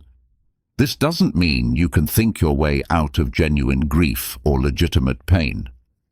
Some emotions are natural and healthy responses to difficult circumstances. But you can choose not to compound that natural pain with additional suffering created by your interpretations, expectations, and demands about how life should be different. The person who has moved beyond offense has learned to distinguish between pain and suffering, between feeling emotions and being enslaved by them, between responding to challenges and reacting to them. They've developed what might be called emotional sovereignty, the ability to feel whatever arises without losing their center, their purpose, or their peace. This level of mastery also brings with it a profound compassion for others who are still caught in patterns of reactivity and offense. When you understand how much unnecessary suffering comes from taking things personally and fighting reality, you naturally feel empathy for those who haven't yet discovered this freedom. You see their anger and attacks not as threats to your peace, but as expressions of their own pain and confusion. This compassion becomes a natural response rather than a forced moral choice. When someone is rude to you, instead of feeling offended, you might wonder what's troubling them. When someone criticizes you harshly, instead of feeling defensive, you might look for any useful feedback, while also recognizing that their delivery says more about their emotional state than about your worth. The enlightened understanding of Stoicism also reveals the interconnectedness of all human experience. You begin to see that everyone is doing their best with their current level of understanding and resources. This doesn't excuse harmful behavior, but it helps you respond to it with wisdom rather than reactivity. Perhaps most beautifully, moving beyond offense opens up enormous amounts of mental and emotional energy that was previously consumed by taking things personally and fighting with reality. This energy becomes available for creativity, contribution, love, and growth. You discover that when you're not constantly defending yourself against perceived attacks, you have much more capacity for actually living. The person who has transcended offense doesn't become isolated or indifferent. Quite the opposite. They become more engaged with life, more present to others, more capable of genuine intimacy and connection. When you're not constantly worried about being hurt or disrespected, you can open your heart more fully to whatever experiences life offers. This is the ultimate promise of Stoic philosophy. Not that life becomes easy or that people always treat you well, but that you become unshakable in your peace, unassailable in your dignity, and unlimited in your capacity to respond to whatever arises with wisdom and grace. As you continue your own journey toward this freedom, remember that enlightenment isn't a destination you reach once and then possess forever. It's a deepening understanding that you return to again and again, each time with greater clarity and stability. Every moment offers you the opportunity to choose freedom over reactivity, peace over offense, wisdom over wounded ego. And in making these choices, moment by moment, day by day, you discover that the person you're becoming is someone you could never have imagined when you first began this journey, someone who is truly free. As we reach the end of this journey together, take a moment to consider how far you've traveled. When we began, you might have been someone who felt regularly wounded by other people's words and actions, who took criticism personally, who spent precious mental energy feeling offended by the countless small and large injustices of daily life. If you've truly engaged with these Stoic principles, you're no longer that person. You've discovered something that most people never learn. That offense is not something that happens to you, but something you participate in creating. You've learned that between every external event and your emotional response lies a space where your freedom resides. You've developed the capacity to pause, to choose your interpretation, to respond from wisdom rather than reactivity. This transformation isn't just about feeling better, though you certainly do feel better. It's about becoming free. Free from the tyranny of other people's moods and opinions. Free from the exhausting need to control how others treat you. Free from the constant vigilance required to protect a fragile ego from perceived attacks. But perhaps most importantly, you've learned that this freedom doesn't require the world to change. You don't need people to become more considerate, situations to become more fair, or life to become easier. Your peace is no longer hostage to external circumstances, and that changes everything. The Stoic path you've walked is not a one-time achievement, but an ongoing practice. There will be moments when you forget these insights and slip back into old patterns of reactivity. There will be situations that test your equanimity more severely than anything you've faced before. There will be times when you question whether this philosophy actually works when confronted with real challenges. These moments are not failures, they're opportunities to practice. Each time you catch yourself taking something personally and choose to see it differently, you strengthen your capacity for freedom. Each time you feel the familiar surge of offense and remember to pause, you deepen your wisdom. Each time you choose purpose over ego protection, you become more fully yourself. The life you're creating, a life free from offense, is not a life free from challenges, emotions, or difficulties. It's a life where you meet those inevitable experiences from a place of strength, wisdom, and inner peace. It's a life where other people's behavior can't derail your sense of purpose or destroy your emotional equilibrium. This freedom ripples out beyond your own experience. When you stop being offended by others' behavior, you create space for more authentic relationships. When you respond to criticism and conflict with wisdom rather than defensiveness, you model a different way of being that often inspires others to become less reactive themselves. When you maintain your peace, regardless of external circumstances, you become a source of stability and calm in a chaotic world. The ancient Stoics understood that philosophy is not merely an intellectual exercise, but a way of life. The principles you've learned, the dichotomy of control, the practice of non-reactivity, the cultivation of acceptance and gratitude, the commitment to living with purpose, these are not just ideas to think about, but ways of being to embody. As you continue forward, remember that mastery is not perfection. It's the ability to return to wisdom more quickly when you've lost your way. It's the capacity to learn from mistakes rather than being defeated by them.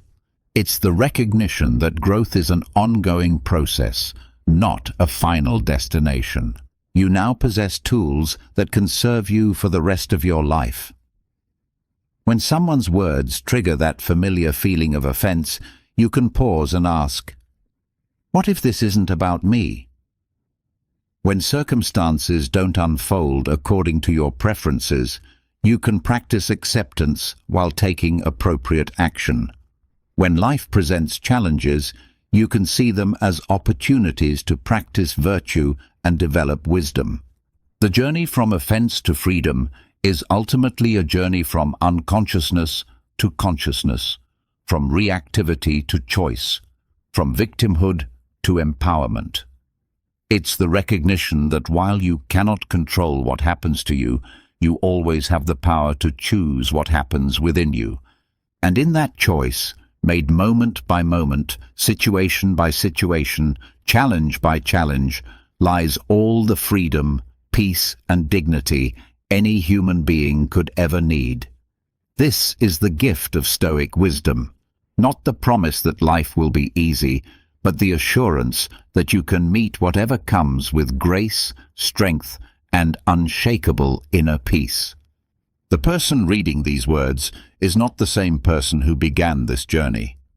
You have been transformed by understanding, strengthened by practice, and liberated by wisdom.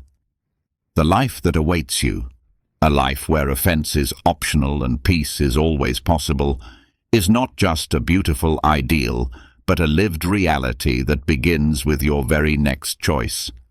Choose wisely, choose freely, choose peace.